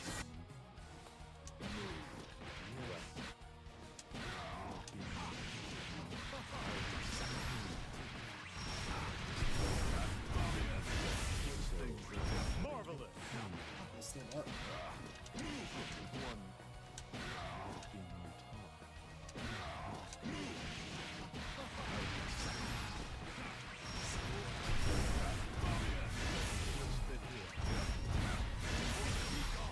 That's it.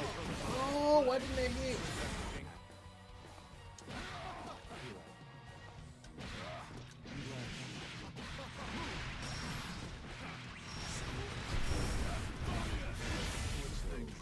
Marvelous.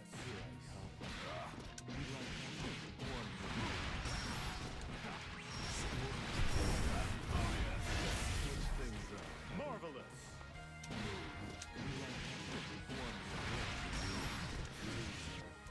Right?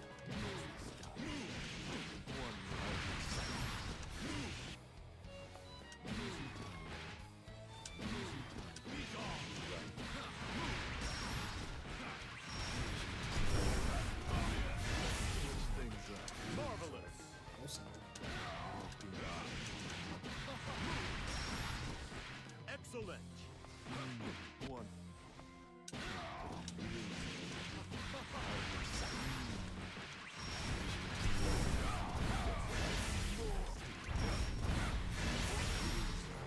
Marvelous. dang it.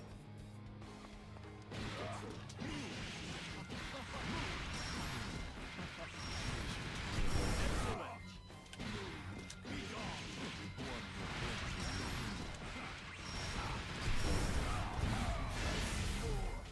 Marvelous. Messing up the timing on that medium. Excellent.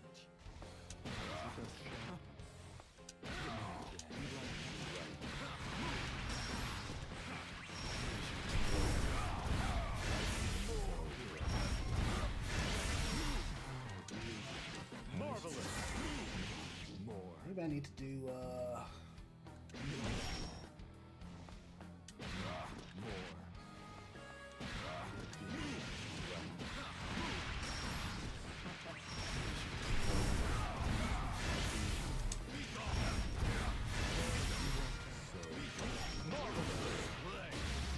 I'll take out what?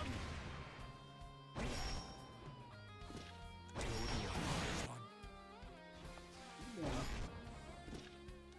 Oh, I need to do that. That's right. Ooh.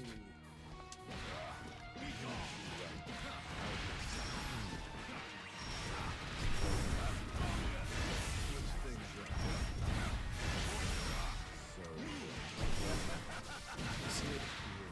Ooh, ooh. Half-Life.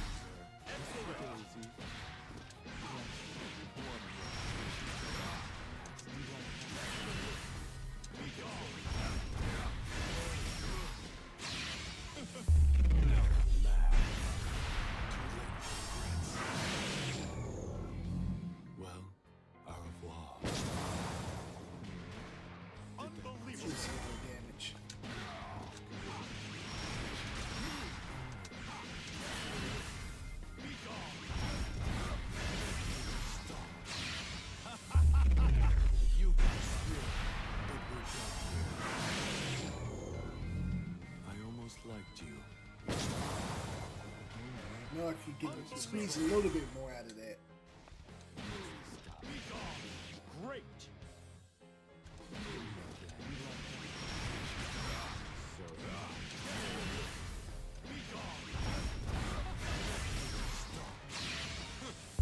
I've had enough.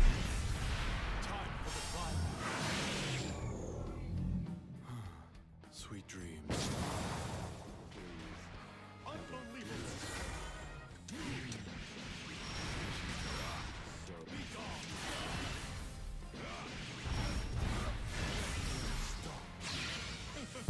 Now I'm mad.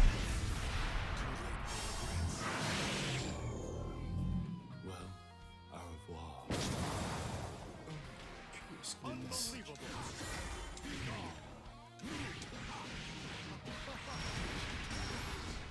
Excellent.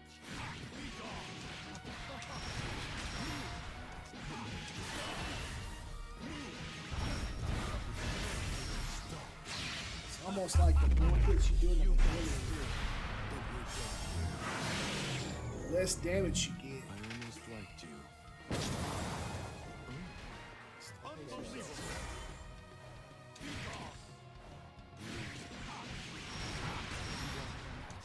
Daisy.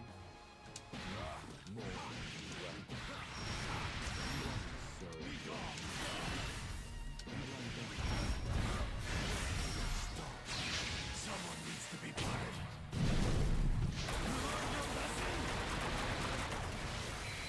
Unbelievable. Play. Pay attention. Feels good. How's that? Kiss my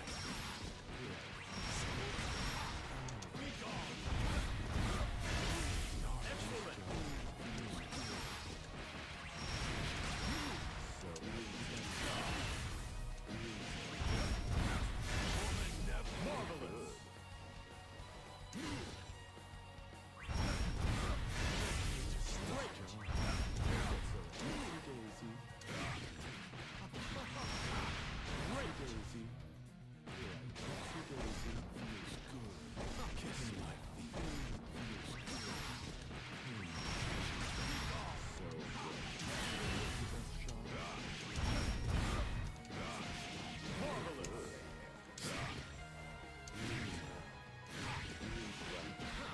Great.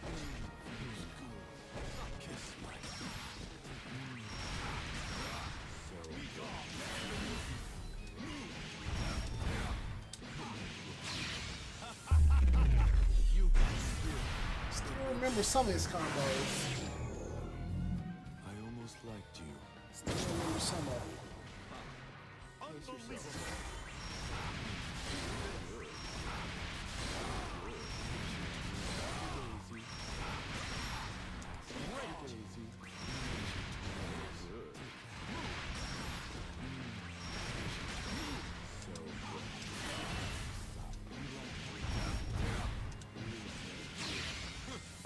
I've had enough.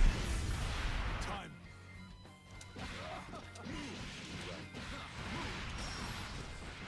Excellent. Great.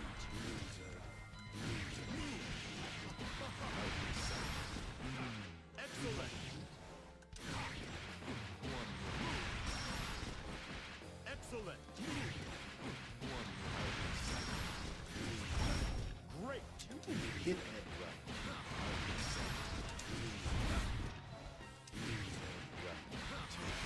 Great. Great. Great. Excellent. Maybe I'm mistaken. I will wreck you. Be gone. Excellent. Excellent. Great.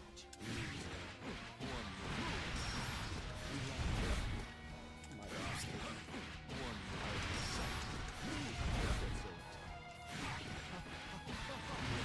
Great. Oh, I know what it was. I did. I used to do. Great. do- Excellent. Great.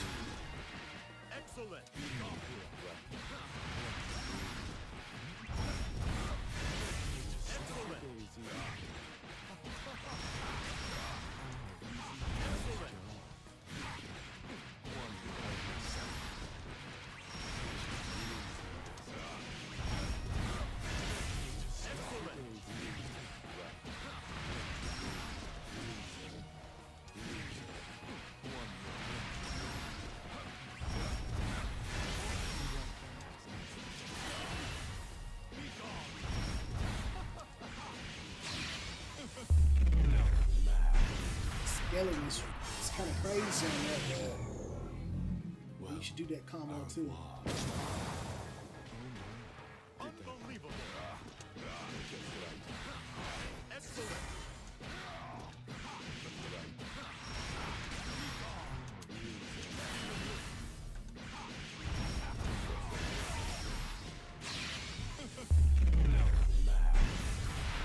Yeah. Such a sick character. Au revoir.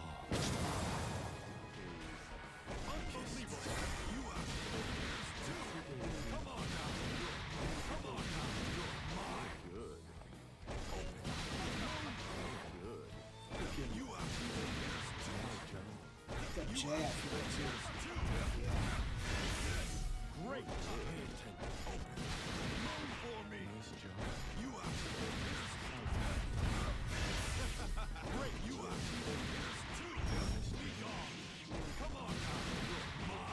Nice job. Come on now. Great job. Come on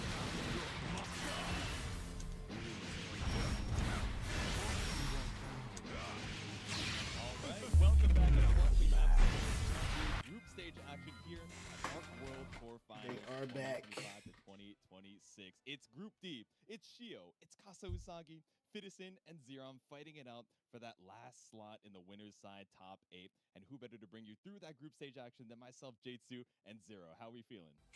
I'm feeling great. This group is funny to me because Fidison and Zerom essentially got thrown into this group without a choice. But let's look at Group C real quick here. A stellar performance coming from Koji Koko, of course, the world travel warrior, but this was the killer group.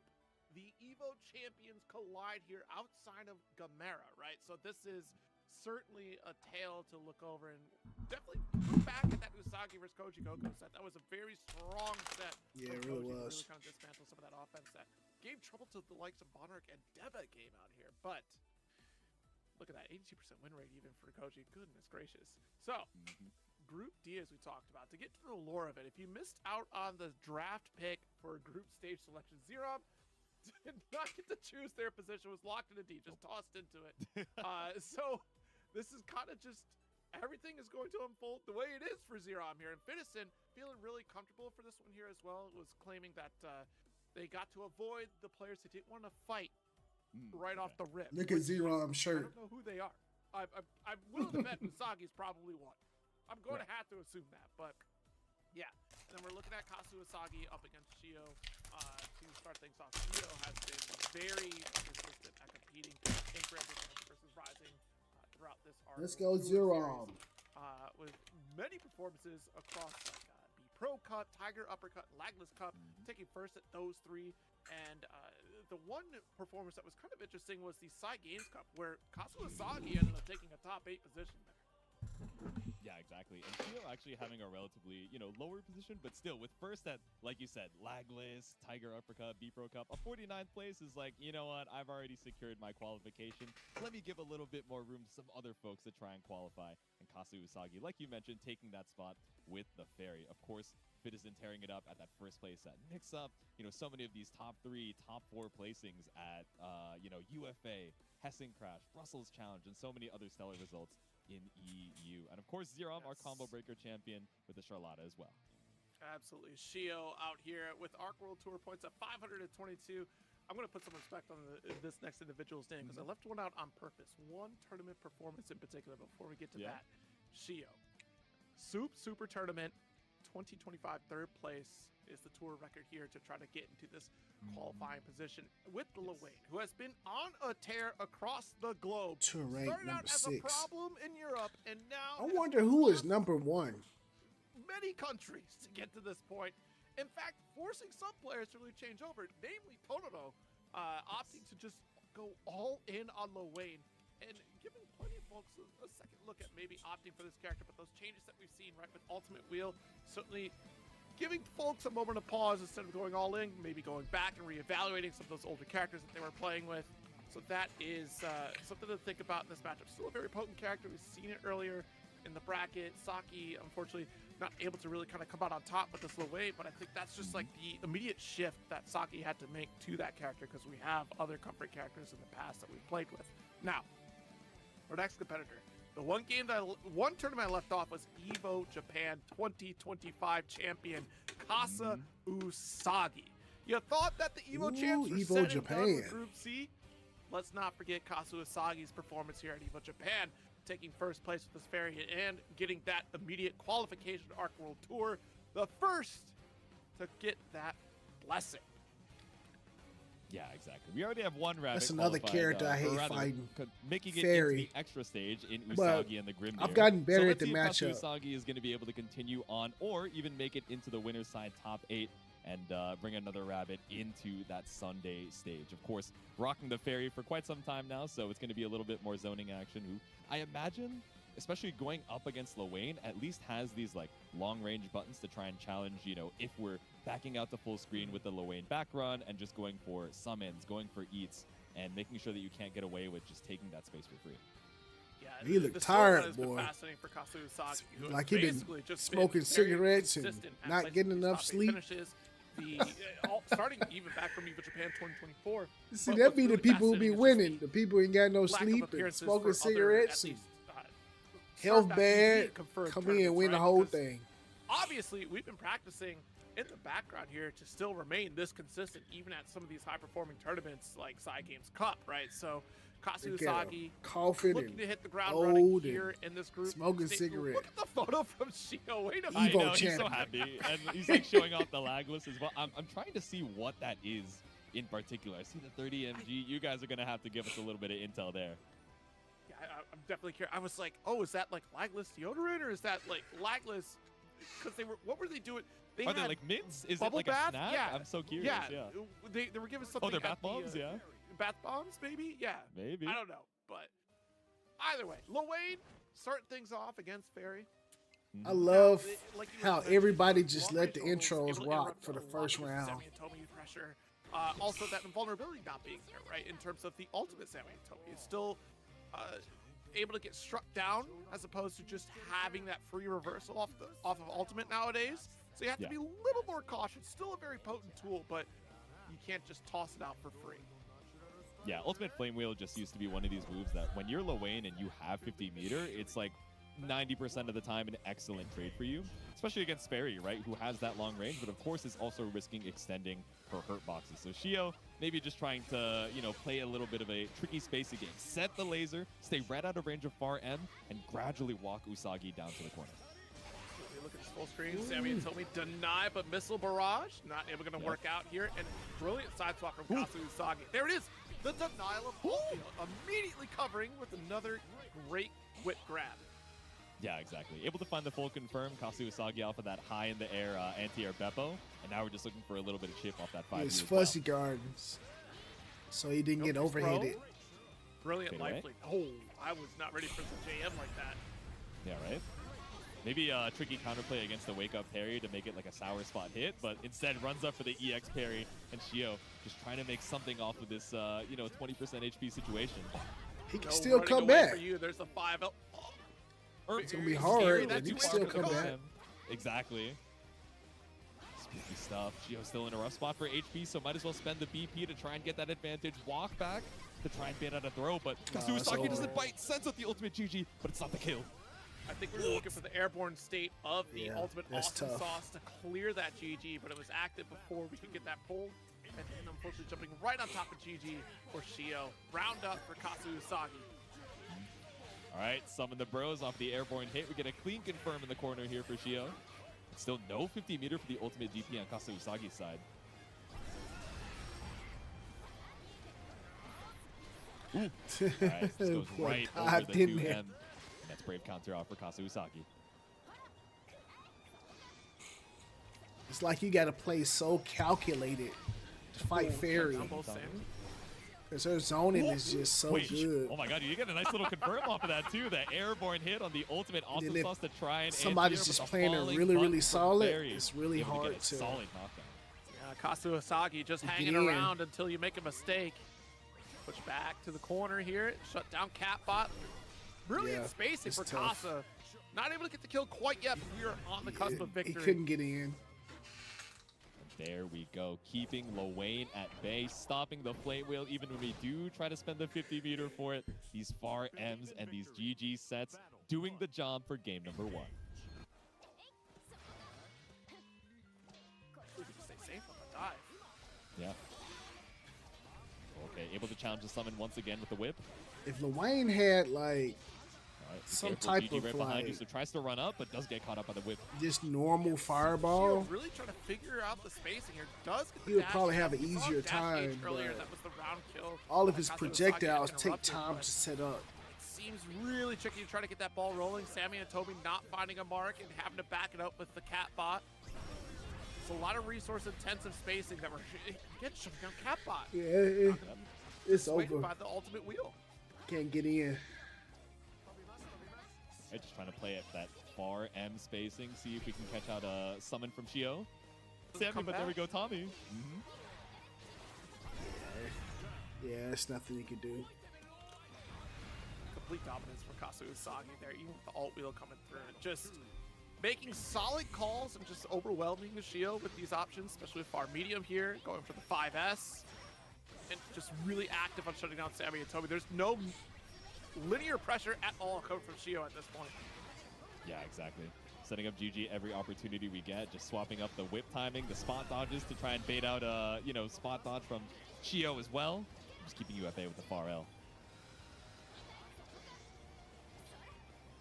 Right, fade away. Again. Far medium, far heavy, just keep it simple. Yeah, what are you gonna do? Body Actually, splash got does the- connect. I guess that's what you're gonna do.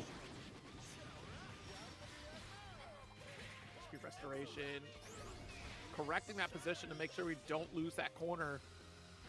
Got the elote on deck, trying to set out EXGG, but we jump back. I mean, Shio has the whole screen to back up, so might as well not take free pressure where we can. I'm not even agreeing with the backing away, though. That's been the problem. Yeah, the you full need to get screen in. spacing you're not able to set up. You got to just take a risk Exactly. and come Kazusagi, in. I think, has just been doing such a good job of making sure that we're putting enough gaps in the zoning patterns that, we have the opportunity to challenge Sammy and Tommy's setup. Occasionally, we've been caught by a cap-out laser, but very rarely. It's like you And gotta. it might be a situation. you because just of the gonna have lack to of take that 5S risk and coming jump from in, bro. Kazusagi, just relying on medium and Like heavy. that. We're looking for a 5S, and Shio just not finding it. Able to Yeah. get a spot dodge to try to That's slow tough. down the recovery of Kazusagi so we can close the gap. I think that's what we're kind of locking it on, but not finding word. So, and we're just not seeing that navigation try to close the gap come from Shio quite yet. Yeah, I mean, Kazusagi has just been doing an excellent job of keeping Shio at bay. So Yeah, it's waiting it tough. out on the character select screen that we're still going to be sticking with the Lowain, but thinking, okay, how am I going to swap up this game plan? Like you said, backing up and looking for these summons has a very low success rate, so I wonder if we're just going to, do a 180, put pedal to the metal, and just try and look You for a gotta really do pedal aggressive to the approach here metal. in the potential final game. All right, here we go. Already backing off, and yeah, these homies are not helping you out whatsoever. Actually, interesting hurt box right there with the heavy. Yeah, right? Catches out the retraction there with the far heavy. I like the use of the EX Awesome Sauce just to buy ourselves a little bit of space. But still, Kazusagi just runs up to bring it right back. That was good. Okay, dash M. But GG still set off of the Brave counter. Nice light poke. Don't Yeah. follow through, but we don't have the resources to really follow up. We could go for Raging Strike and Chain, but at what cost at that point? Trying to be tricky. Blocked out the EX Awesome Sauce and goes for TK Dive.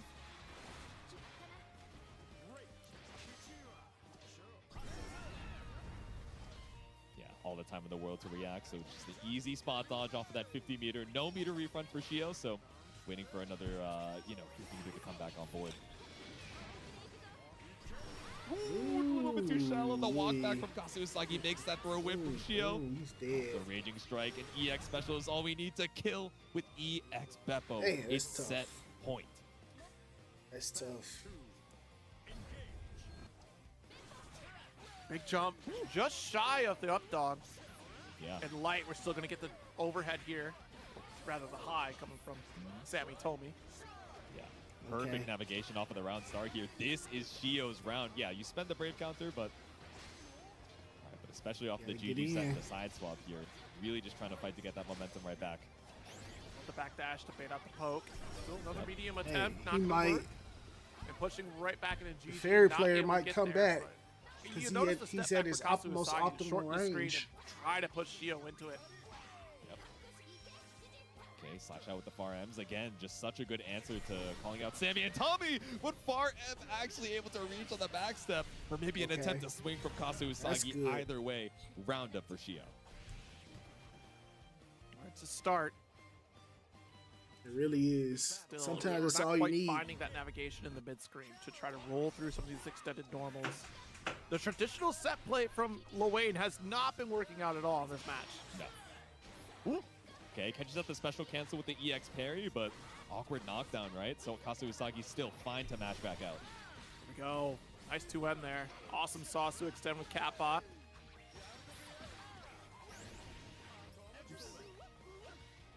Let's get set up. No reversal from Kazu Usagi though. Okay, run it up, 2M, but the spot dodge on the EX hula.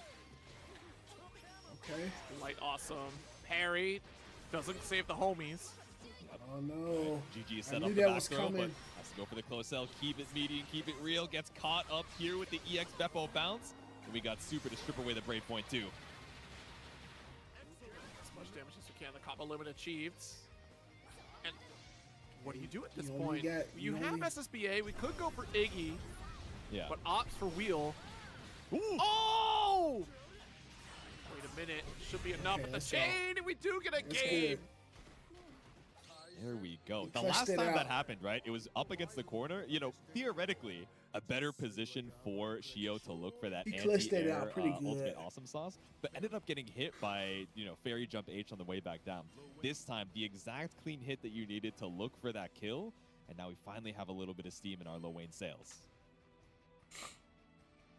That's clutch.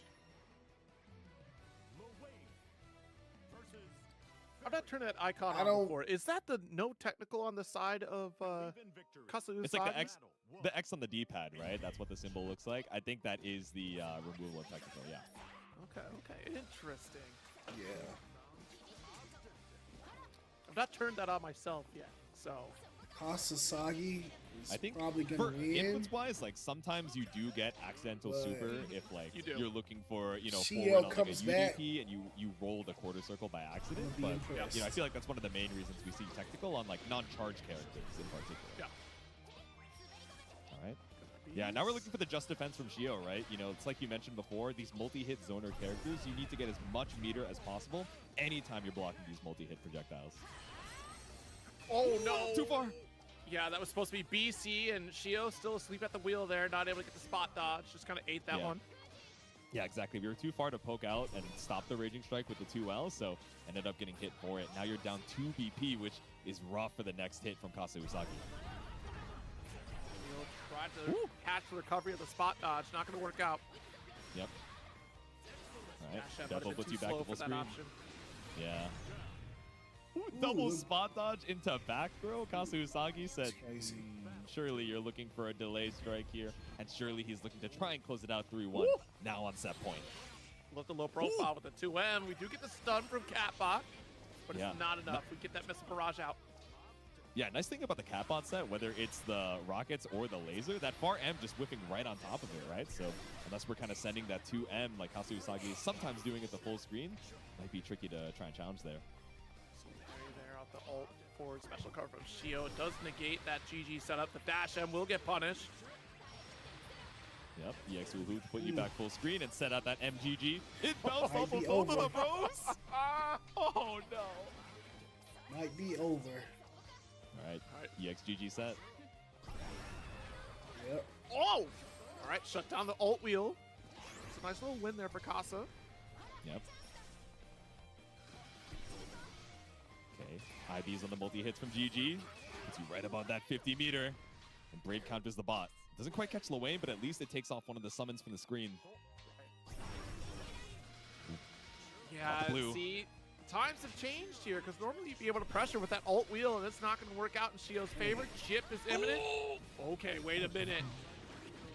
wait, whipping the JL, you were just a pixel too far off of the dash, and if Shio is able to find the kill off that, that's going to be a heartbreaker. Combo limit saves you, but this time we're going to dodge the Raging Strike. We're not going to let it happen twice. Shio just barely comes back from the brink of defeat, but Kazu Usagi still on set point. What a play. Shio not going to give up yet. Right, and I do like, again, notice the presence of mind here for Kazu Usagi, remembering to back off so we close the escape route for Shio to land right on top of that GG. But awesome sauce the moment we set up GG, denying that offensive pressure. This is what we're looking for here. The spot dodging and close range navigation against Fairy. Shio is definitely ready to play now. Dropping the close M in the corner, but still got a solid chunk of damage. And that corner carry as well, and we're gonna do it twice. Says, I'm not sure if you're ready for the reaction 2 times in a row, but Shio, of course, showed that reaction in that spot dodge last round. He is moving with power right now. See if we can keep up with the active defense coming from Shio. Backing away from the medium. Yeah, but the homies aren't going to work out. The backdash away with homies is not the answer. We've been whip punished before, and the 5L is the big open for Kazu Usagi. There we go, trying to get a clean knockdown. Ends up point blank off of the Raging Strike. Double whip on the throw just to keep you on your toes. Shio with 100 meter and barely any HP. Can you hold on for game 5? Dare we say that was a setup? Because this is certainly interesting. Was it just outside of range for whip throw, and we want you to also whip throw so you would eat the GG on top of you? That was good.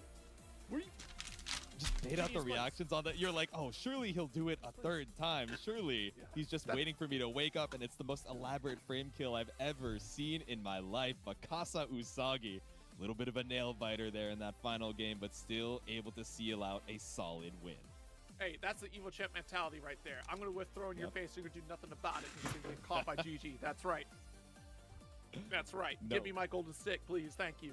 That was pretty good. So damn, my pressure is nice. Whip throw. Pretty good.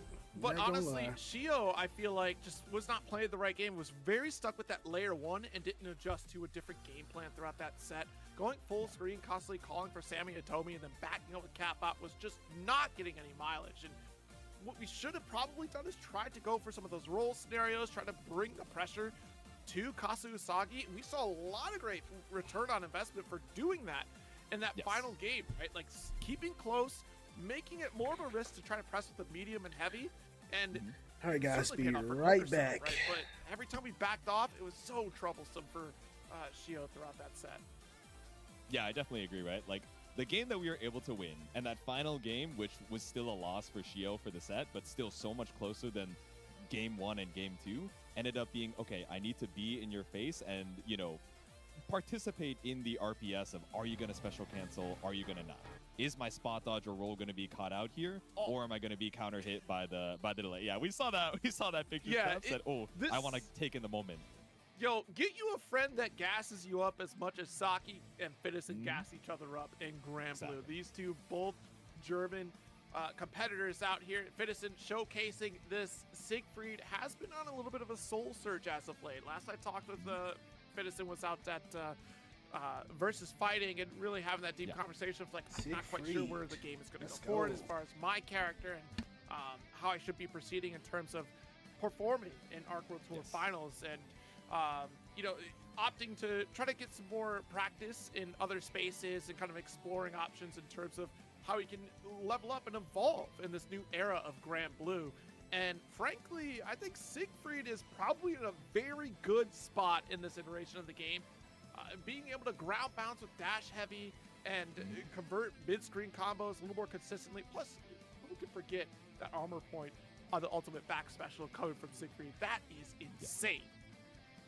I mean, this character was he was the demon when he dropped and still very solid after, you know, a swap of nerfs to his power level.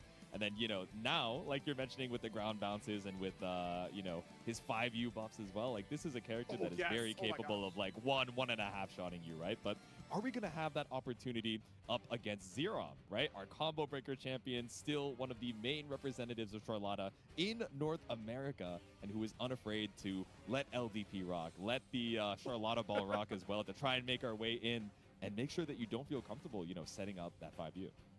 Yeah, honestly, I think if there's one character that can kind of stop the playstyle of Zerom, it's probably Siegfried in terms of that large fireball, being able to strike with a beautiful 2H, has an excellent DP, and other options to kind of negate some of that little hoppy pressure that we see coming from Zerom Charlotta. So we'll see how that plays out. Of course, Zerom is no slouch to this type of matchup, right? Has been very consistent in terms of seizing victory with a character that has honestly not been considered at the upper echelons of tiers, right? And still finding a lot of great success playing nothing but Charlotta since vanilla. Yeah, exactly. I'm sure has labbed out, tried some other characters. Zerom, let's go. For them and understand them from the from the first-person POV, but of course has been standing strong on this character since vanilla, right? This is a master of Charlotta we have up here. My bets tensions are seriously on Zerom. Set Fitison up against Zerom Charlotta. Yeah, 5U. Man, need not remind y'all, this 5U change for Siegfried could be devastating. It's much more accessible now because now you don't have that timer. You just kind of stack it up and you let it rock. And honestly, there's a reason to go for install super now with this version of Siegfried. I don't think we'll see that because of how much benefit you get off of just doing SBA and even some reversal SSBA. So we're probably not going to see too much of that. But standard install for 5U is certainly on the table here in this matchup. Let's see how Fitison has adapted to this. Exactly. Setting up the slam, trying to be preemptive in case Zerom tries to bust in with the ball, but finds the counter hit to start things off. Yeah, notice already has that one stack of the 5U. 2M You up there with the 2M. Yeah.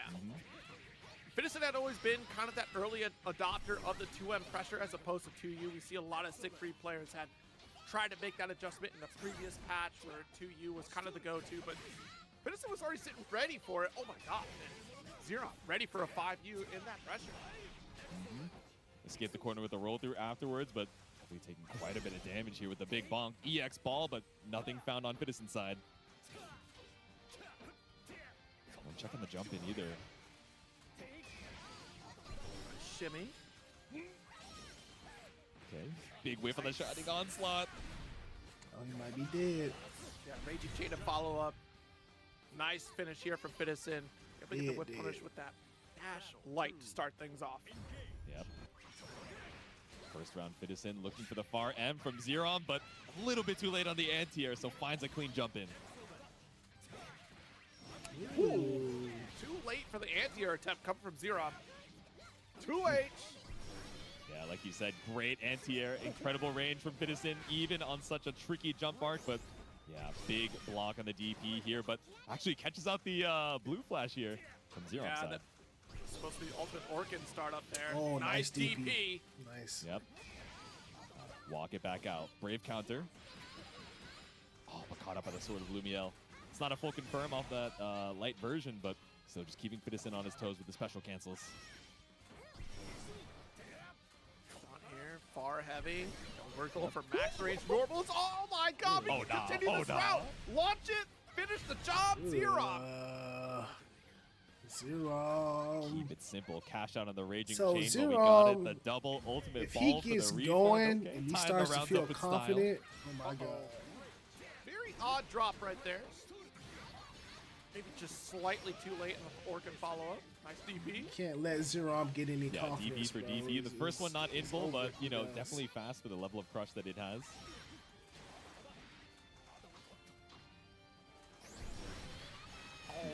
Ultimate Holy Ladder. No escape out of the Yeah. corner, which is a great Yeah. spot for Zerom because we can constantly chip pressure here. Oh, not the Callisto, the wake up to you straight up into the super. BC back out, far heavy from downtown. No, but that doesn't reach. No! Oh my god. I knew he's finna do it. TP seals the deal. I knew he was finna do it. I was I was about to say, Zerom you was better going to come back from hold that up. one, but Fitison still able to secure the game with a nail biter. Believe in victory.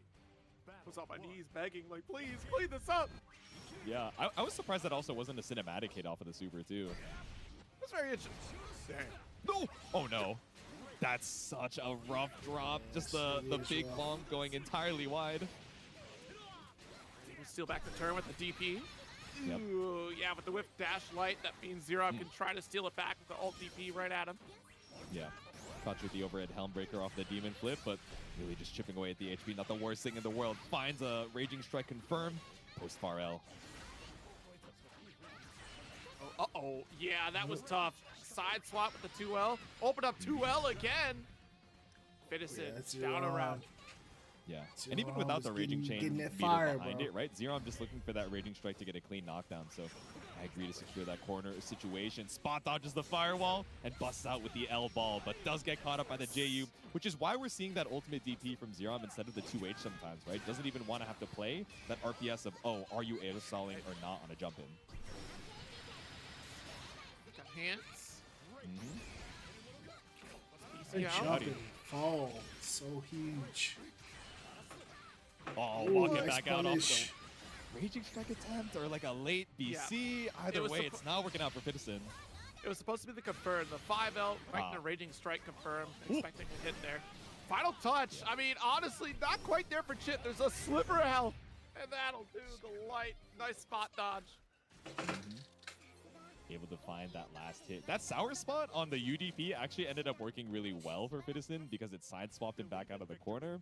But, you know, when you spent your meter to still be in chip damage territory, it's not an easy spot even when you have the corner. Very fortunate the dash light does the cross under there off the holy ladder. Okay, now we poke out with the 2M. Walk it out. Dash light, the 2M maximum range there. Fitison able to push. Trying to go for the medium fireball. Yeah, backdashing off the L ball there, maybe expecting a double down on the DP from Zeron, but now knocking on the door with that close L. EC, get back in that corner. I'm not done with you. Yep. Eats the overhead. That's fine. All is well. No DP this time for the double dip. Hey, there it is. That far light in the chain has resources to put you in the corner. Not enough, or not believing in the kill, the far heavy will get punished. Yeah, you don't get the cinematic hit there. I was wondering. We ran up to deal it out in full. The ultimate version from Fitison. Zerom, with a hard call out, takes the round. That's a Zerom shenanigan. Zerom would do that. I'm not even surprised. That is a Zerom move. I'm calling Kame right now. Look at what your boy is doing. He said, yoink. EX Firewall. Also spaced out off of the Brave counter. I thought that far L would have got caught. Actually cornered. Already hit back to the combo limits and no follow-up there. Yeah, no super available. Taken to the skies, double down with the old DP. Ooh. Dash to side swap off the jump too. Far heavy with the spot. All right, trying to lock it down. It does go for the EX back special. Come on and slay. The EX Shining Onslaught not going to save you here. Charlotta ball runs right into the bonk. 1 round, 1 game apiece. Oh! All right, good jump out. Gotta be careful on those throws. The JU. Look, I don't think we're ever going to see Fitison stop using JU. After using the tournament win off of JU at Mix-Up, Yep. we'll never see it happen again.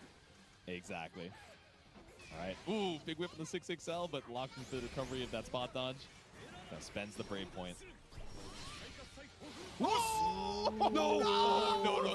No, you were so smart, but because the SBA doesn't kick flip right above the ground, it entirely whiffs on the reversal. All right, poke for corner, big follow-up for Zerom. This next sequence means kill with the ult. I knew that. Stocked I knew up the with a DP was DP. coming. Yep. DP's your plus frames. Brave counters your turn.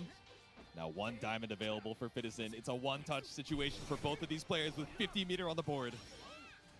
Swing. Run up throw, no Brave points. That's a game. Yep. Here we go. Fitison up 2-1. That 50% extra damage. Of course, that throw was lethal, but no time on the rematch screen as we head right into game 4. Brilliant DP there. Yep. It does get the stock. That's extended damage here for Fitison. Okay, and follow up there. Don't you jump out on me. Unhand me. Brave counter out. It's fine for the EX Helmbreaker. Again, just chipping away with that overhead. Uh-oh. Yeah, wrong ult. Projectile will win that every time. Yep. Ooh. Okay, tapped out, waits out the plus frames, knowing you're looking for that EXDP off L ball on hit, and Zerom gets a 6-6-8 start. Oh, this is devastating. Oh, too high. Ooh. Maybe Maybe throw. a There's a Frenfield button press situation. there. Tricky. Yeah. Side swap off the SSBA, not going to find the kill, but still just puts you in a terrible spot, up against the wall. They did a lot of damage. Just knew. Just knew. Just knew. Genius play. You Bet should've it played it all more on the safe. DP and knew that it would have been lethal unless he went up for the block, but because it wasn't chip damage territory, you didn't have to risk it on the spot dodge either. Ooh. Saw you stand blocking the demon flip there, but thankfully just went for the mid plus frames. Watch it. JL just mad active, landing upon the dome of Fitison.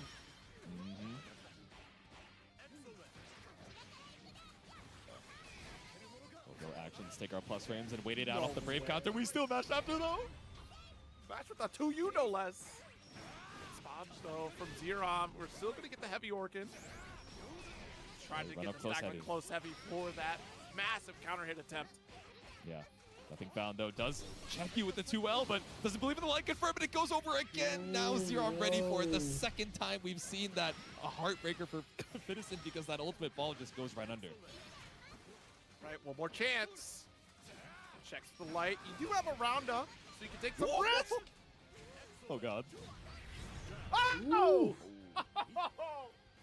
It's close. Jumps over the JU behind the back. That Zerom, sword you of got one Damocles more ends up round. falling on Stay in another head this. this time. Zerom ties up the rounds, but Fitison still on set point. I'm giving some professional advice. Please do not SBA the Charlotta ball again. Yeah, don't do that. Yeah. Off the wall though. Actually, Zerom might be the first to spend an SBA. Next hit kills. Walk it out. Just trying to stay right out of range of the bomb. Nice. There we go. This is the reversal that we need. Not that we had 100 meter for the SBA, but EXDP catches out the ball. Got the tech. Ooh. He's going for the deep jump there. Install. Very rare. I told you guys we're likely not going to see install. I'm surprised he spent it there, but it would have been the massive comeback factor if we could have survived that next sequence. That's certainly something that you want to keep in your back pocket. Yeah. Let's go, I'm assuming the Zerom. thought process from Fitison there is, oh, okay, I die to a DP, so at least let me do maximum damage. So, Oof. you know, I can fish for a heavy counter hit and not even have to worry about a second hit to open you up. But now, we're in final game here in the set between Fitison and Zerom as he starts it off strong and puts him in the West Coast corner. Tech. Oh, we got him These this time. JUs starting to become a little predictable on the side of Zerom here. Oh my The god, side tricky. swap? But yeah, puts you back into the corner. I like that we're just walking back off of the jump ins from Fitison as well, so that if it's JU, we can just look for the far L punish, but not an issue we'll have to worry about this time as we're stuck in the corner. I believe the super side swap, so Zerom finds an escape somehow. To go. About 50%, 2 break points down. No anti-air. Misses the BC. Yeah. 2N. Yeah,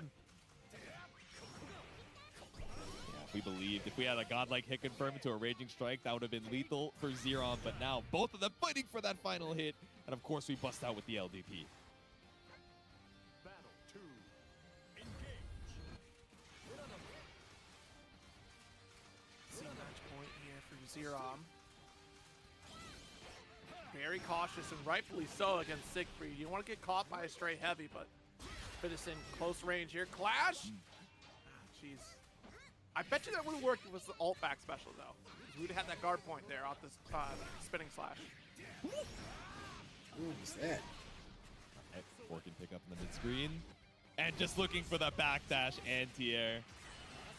Clean work with the 100 meter and the Raging Strike. We'll see you for final game, final round. Thank God that would work. I know. You know? Battle 3. No more wish from Fitison, please. My heart can only take so much. All right. Empty jump throw. No! Empty run up throw.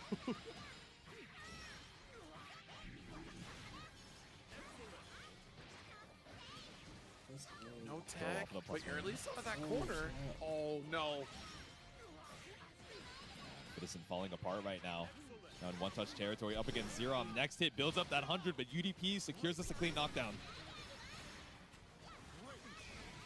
Way to save Jad the ultimate DP. And speaking of, tries to bet it with another 50-meter, but Zero blocks it out and takes the 3-2 over Citizen. He gets momentum. If we didn't BC that ultimate noble strategy, we would have been able to punish it. But that's some of the fear that you deal with on Charlotta. I talked about this the other day on Paragon Line, actually, that sometimes you know that it's a minus scenario, but yet still something inside of you just wants you to push away with the BC, even though you're in a -6 scenario that you could have tried to punish that.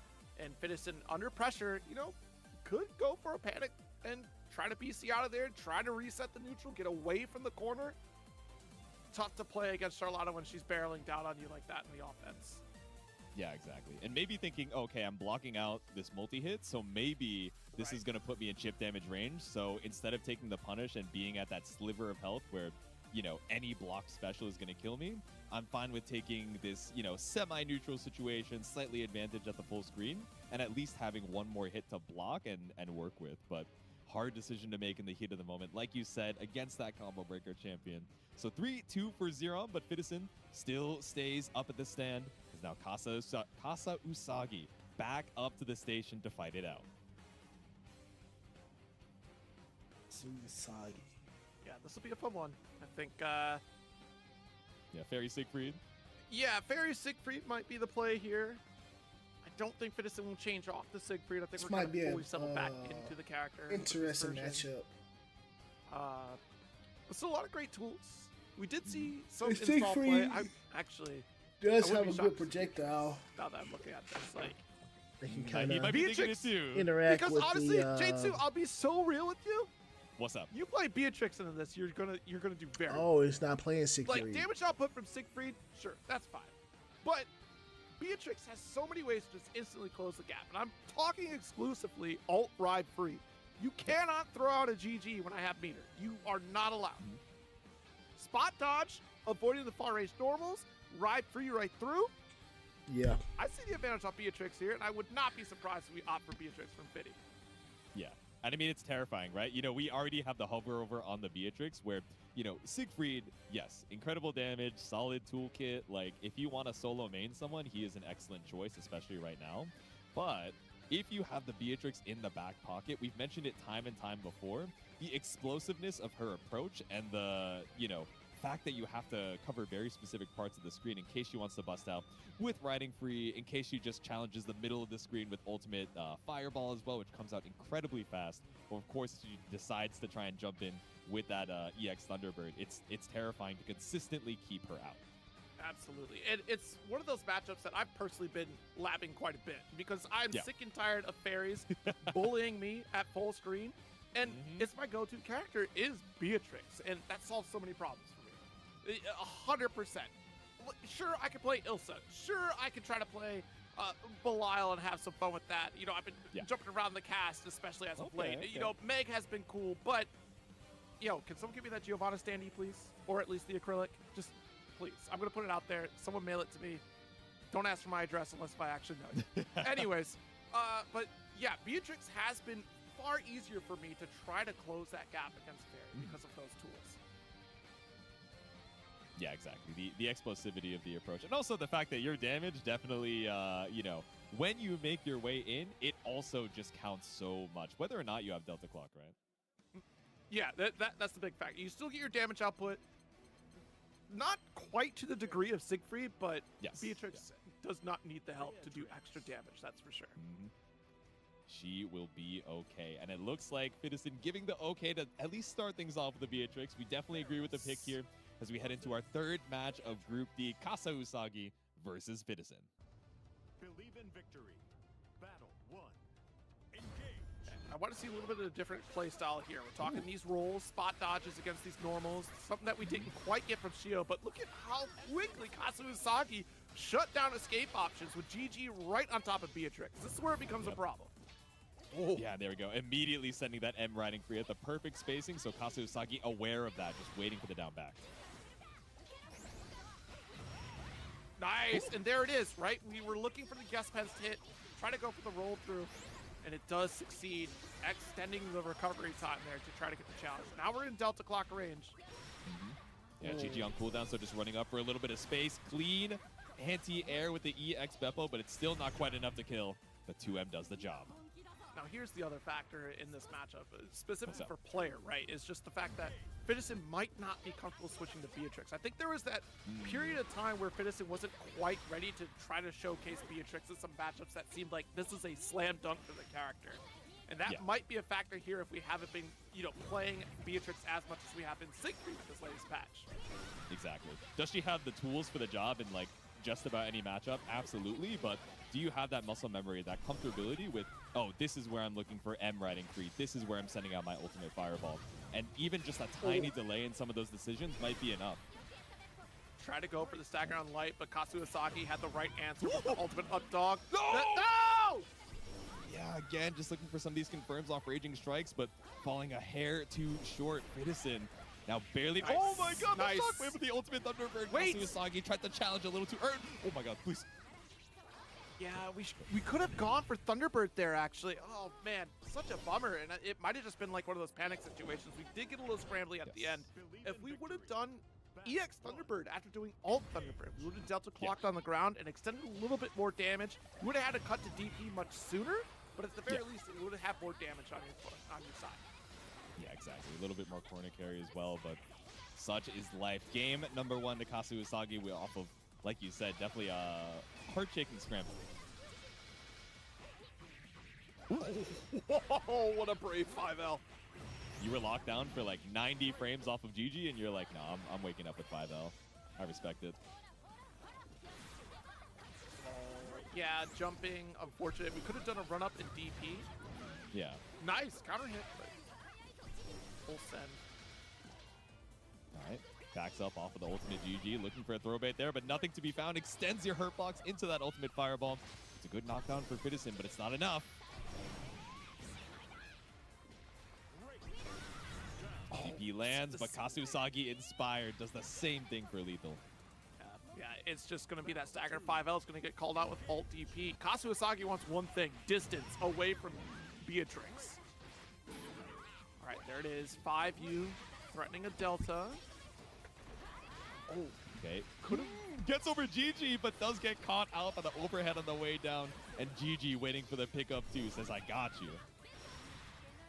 yeah, these jump installs have not worked. Kazuasagi too ready for it. We do get a DP. Staggers. It's tricky timing. Once you get that close to Fairy, if you're holding a guest pence like that. And oh, nice, actually swinging out of the corner there. Nice, does get the rise free, no counter hit. It's tough. There we go. The whip brings That in is game tough. number 2 for Kazuasagi. We're seeing Fiddison struggle to try and, bring Fairy back down to earth, which is generally not the threat range that you're most concerned about when you're going into the matchup against this character, but it seems like the whip So, from fun Kazuasagi, fact, and both of whether these we're, characters have been landing nerfed. early and looking for They're anti-airs, still or good. just going for a late, escape from the rope, being tricky with the jump-ins that way. Fiddison's been struggling. Great attempt off that Star Chaser. Does get the counter hit. Not close enough for corner, but it does put Kazuasagi back against the wall. I think I would have backdashed there. Yep, 5H, GG set. Try to keep you locked down for the detonation. Run up the road. Ooh. Actually out-involved the ultimate DP. So Fiddison avoiding a very rough situation off of ultimate DP pickup. That will counter a ride for you there, too. We're going to see these 2Ms really come into play. Oh, my God. Yeah, I wonder if Ult Thunderbird is what we wanted there, if that was a misinput on Ultimate Fireball, but either way, knocked out of the skies. GG off the backboard. Yeah, it's Kasa tough. Usagi, 1 round away from 3-0ing Fiddison. It's tough. Oh, no. Caught low. That's the thing. Kazuasagi is not predictable with their timing. It's very tricky to try to roll through these things, and that just shows the caliber of zoner that Kazuasagi is. Okay, whip to keep you at bay. These single steps are important because we're trying to build up 50 so we can get an alt ride free or even alt fireball. Does get the counter hit medium. There we go. Yeah, waited it out thinking we would look for UDP to try and bust our way back out of the corner. But again, these ultimate Thunderbird calls have not been working out for Fitison as an anti-air, as a way to make your way back into the corner. Kasa Usagi is one step ahead, but one step too far for that ulti-P to reach. Too close, does get SSBA.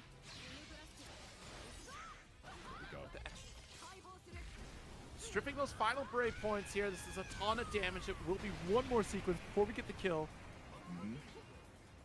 Oh, no reversal. I understand backing away here, but Kasu Usagi going to capitalize on one moment of hesitation. Oh, you risking it all. Bet it all on the double down DP, but we backdash with a double back input. It's 3-0 for Kasa Usagi over Fitison.